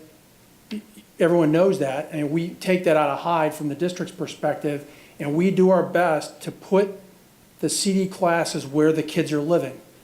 And so they move around the district. Next year, when we open up at Frierson, a CD class is moving out of Frierson because Montessori's going in there. Those CD classes move around the district. Not all the kids that go to CD at Dunston right now live in the Dunston zone. So if there's a continued growth of CD kids and we want to give more CD kids a chance, we could look at another school in North Charleston to house those kids if we don't have room in the future at Dunston. But I believe that based on the number of kids that are there right now and what we're projecting, we can fit the kids in that we have and give them a quality space to be educated. So when you say that, you're referring to the entire attendance zone? Correct. So in the 5th grade, up to the 5th grade? Correct. We would. They believe they can fit? so there's 550 kids in that zone right now. 555 kids in the zone right now, 375 attend. And so, and we would project 70 to 75% of that, Kid, right? I'm not quite finished, Kate. Okay, well, I can ask the question I too. just would like to get All right. finished. Right, right. So our projections are going to exceed 500. I'm not going to hide that. Our projection will exceed 500, but it sent is us very the flat for the projections? Dunston area. Didn't you send us the projections for all the 3 elementary schools? Yes, I So did. everybody Showing on- no rezoning, Right, showing so that, everybody on the board already knows what the projected growth is in those areas. correct. All right, So go ahead. when we had the committee of the whole, you mentioned that oftentimes when we rebuild schools, that we only put in 2 CD classes. I don't know if that's been a policy or standard procedure or what, but that kind of scared me when you made the statement that if we have to reduce the school from 4 CD classes, CD4 that is, down to 2, that means a lot of kids wouldn't be attending that school. And You know, sometimes when you rebuild a school, like Shakur, for example, when people see a new school in the community, a new building, they like it, and a lot of kids want to go there to that school because it's a nice new building. And, you know, Dunston's a very old building. And, I mean, I'm not surprised at all whatsoever that sometimes kids leave there and go to other places. It's an old building, and it should have been built a long time ago. So I expect the new building to attract even more students, what I'm really getting at. And your predictions may be accurate, I don't know, but I think it's better to plan for a little bit extra than not enough, and that way we don't offend anyone. Well, to your point about the importance of the number of CD classes, and I mentioned this at the committee of the whole, we give the principal an opportunity with a flex space within that school to house another class of any grade. And so you are correct, our standard is to build strictly two CD classrooms per school, but we have an extra classroom that has the capacity and the capability to be a CD classroom. So there's 3 right there. And the 4th class that's at Dunston right now is a blended class with special ed, and they'll have a special ed classroom in Dunston. So you'll have you have 3 right now, the 2 plus the special class, or maybe IEP, Correct. combination class. And based on the classrooms at the higher grades, if one of those classes is not filled, if there's an empty classroom in any year group as the cohort moves through, there's an opportunity to request another CD class if that's something that the district desires to pursue. Thank you, Jeff. I appreciate your work you're doing. Yes, sir. I got a question. Okay.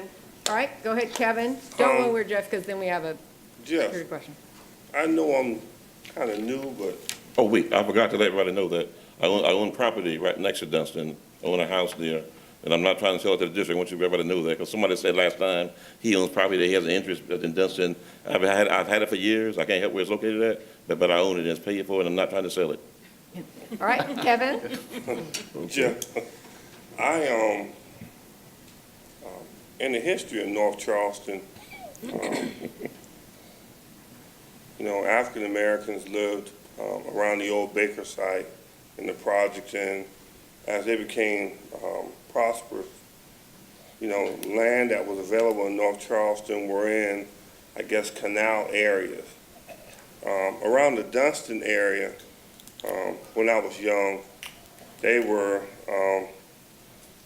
not African Americans, they were whites that lived in those row of houses up in there.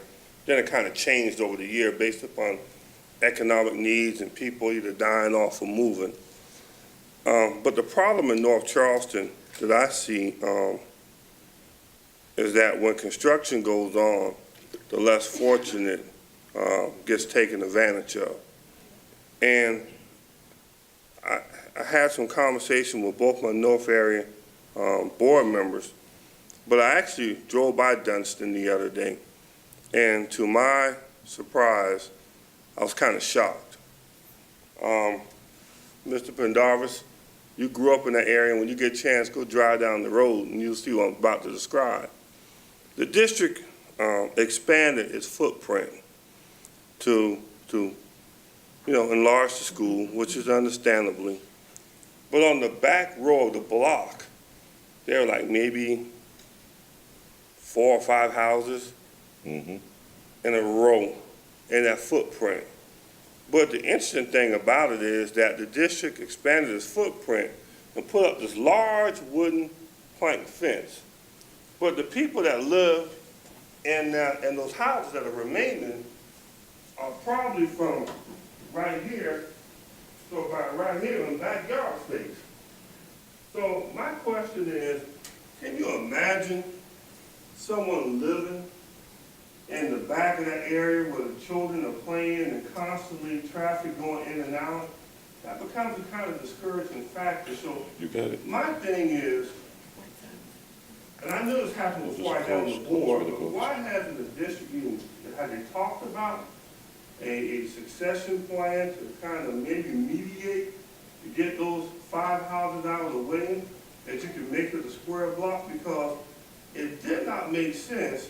And then we put pressure on people who are less fortunate financially to move. And then I can understand some people that may own houses in that area may not want to move because they don't know where they can go for the dollar amount of what their property is worth. But I want to take a picture. I'm going to take that picture and I'm going to send it to y'all as a board. But look at the gap space from the backyard that they have and where they're living. And Marvin, I want you to go take a look at it. We'll have a discussion on it. But for individuals that live in that area in North Charleston, land is getting to be very scarce. I understand that. But we want to make sure that the residents kind of can live comfortable, or if not, we can kind of maybe in the long-term plan have a mediation plan to kind of relocate them. So Jeff, can you? Can I make a address it? comment on that, please? Yeah.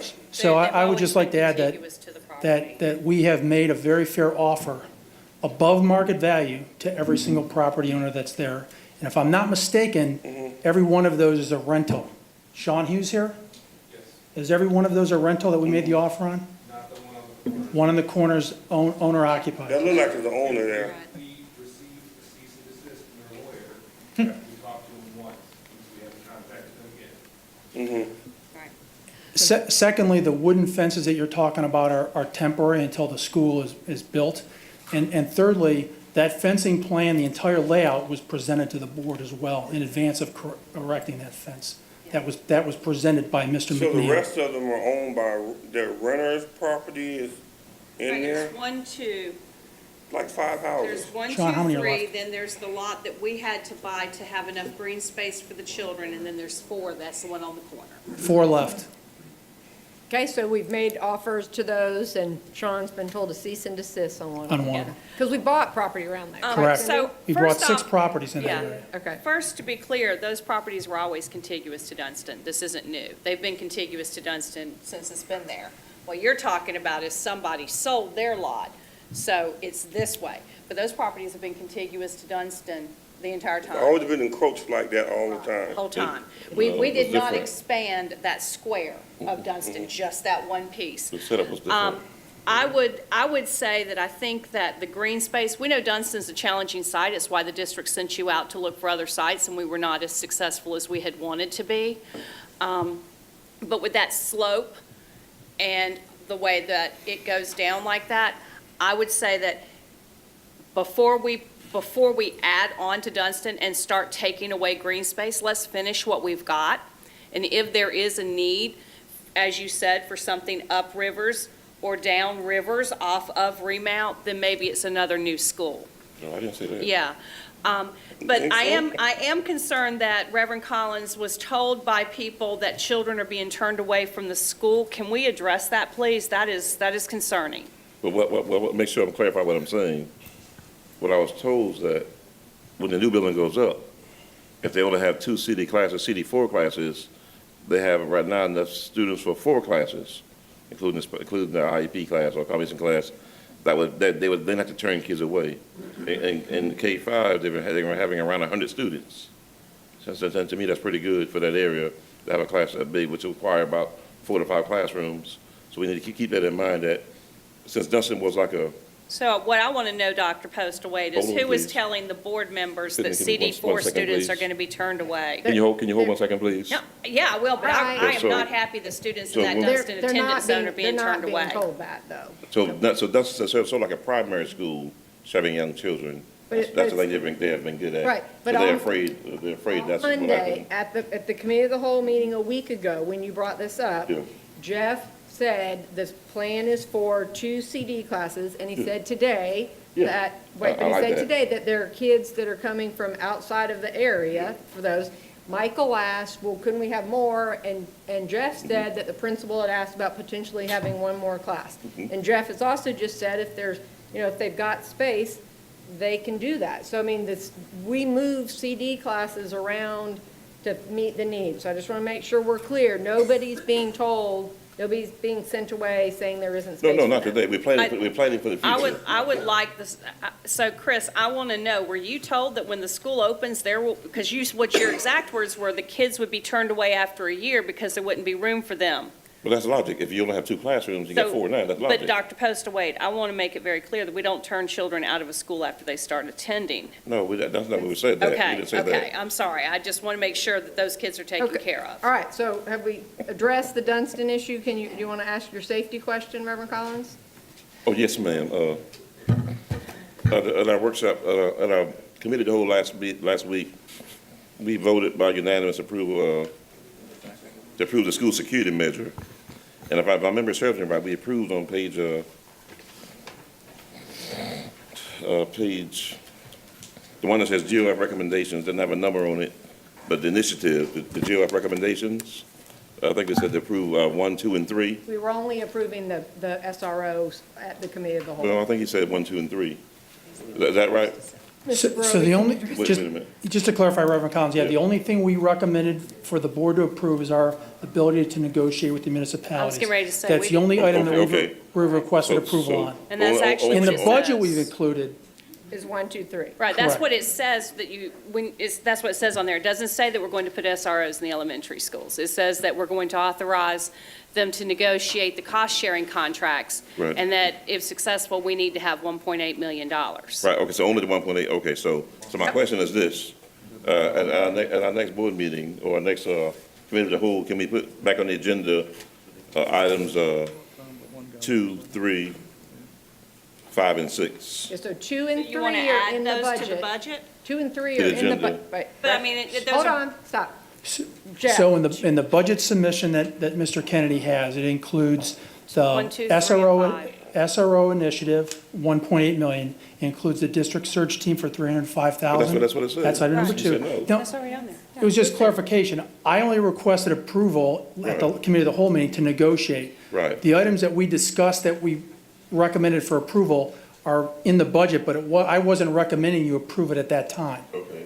So just a clarification in Want terms of those our, thi- If you want those things, then you need to Correct. vote for the budget. yeah. Thank you, ma'am. So what I'm asking is, can we do the, 2 and 3 are funded in the budget Are right currently- now. 5 and 6? What's I want- 5? What's 5 is, elementary security relief, 6 contract security officers for elementary Right. school and 6 for middle school. So if you want to fund those, you Yeah. need to And that's ask them to add 400, it that's to the budget.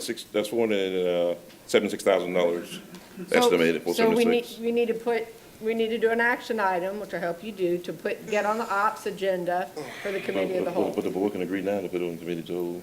Not without seeing the proposal, put it on the That's it agenda. right here. Yeah, All right. because I would be concerned about taking All right. away I'll from get with Kevin. anything. I'll get with Kevin to do Hey, it. Yeah. I got, no, because I have some stuff Now, I I want to it, work but with I don't on. think we can all right. afford it. All right, okay. And I will say, and Thank you. Mr. Kennedy can clarify, I believe, based on the conversation of the committee of the whole, we are recommending in the budget the after-school Right, Kaleidoscope front got desk added man and Kaleidoscope added, because correct, Reverend Mack had concerns about that. correct. Okay. And I saw it in the budget of, I think, $300,000. Yes, sir. Yes, All thank right. you so much for that. So thank you, Jeff. Anything else? Madam Chair, I would like to ask Mr. Kennedy if, in our packets and in our discussion, there was $1 million for the, no, you're fine. So special ed busing, and there's a proposal to pull that back to 500.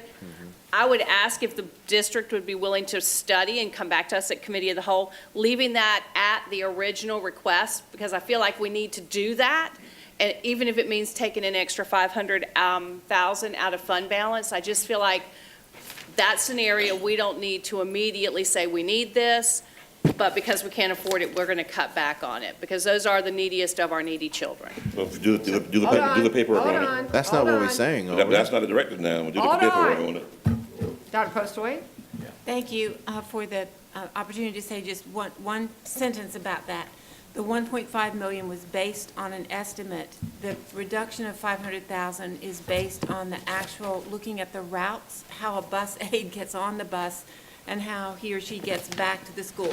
So the first was a rough estimate, and the second is not a reduction in services Okay. at all. It's just a cleaned-up recommendation. Good. Thank you. Okay, so concerned just, about that one. Kevin? No, on a different note, Reverend Dr. Mack and Dr. Posowicz, we need to get together and reconclude that procurement committee Yeah. so we can bring that to a close. We spent about $13,000 or $14,000, and we hadn't finished completing what we were starting on that study. So if we can get that back on the agenda and kind of wrap that up. Gives the update. So, you know, and I'm glad you mentioned that, you know, every time, the last time that we sent out a response that we got from the attorney for a follower from board members, we do not or have not received input. So it's kind of mind-boggling to continue on the agenda when. I never denied going to a meeting. When y'all called a meeting, I was No, not denied going to a meeting. I'm saying a follow-up in response to what the attorney sent to us. So with there not being additional information from board members, you know, we can have a final meeting to just close it out because the response is not there. So we can Can you send me definitely. the last response that you sent out then? Yeah, we can do that. We can do Follow up. that. That's not a Okay. problem. Thank you. So, Yeah, we'll get it last to you. thing, real quick too, guys, make sure that remember, because of Memorial Day, our meetings in May, our May 7th is the committee of the whole. So that means, as of right now, for items to get on that agenda, you'd need to get them in by noon next Monday. Next Monday? Yeah, that's how it works. So, What are we doing on the evaluation, superintendent evaluation process? Thank you. What do we need to do on that now? what do we need to do on that now? So, again, information has been sent out to board members to respond. I did respond. Yeah, so that information has been forwarded to Dr. Bridges, and I believe he's scheduled for the May 7th workshop. Everyone hadn't responded back, right? Well, the one that you sent, Yeah. the majority of other board members are in agreement as far as what the evaluation is, so there aren't any changes except your email. Okay. So he'll Madam be on Chair. the May 7 agenda. Yep, Where are we meeting at for the next Cal? Here. sorry? Here? For the next committee of the whole, it's here. Yep. Yes. Okay, any other items? Do I have a Let's go to motion Dustin. to adjourn the meeting? Motion to adjourn. All right, all in favor? All right. All right, thanks, everybody. Thank you. Mine is-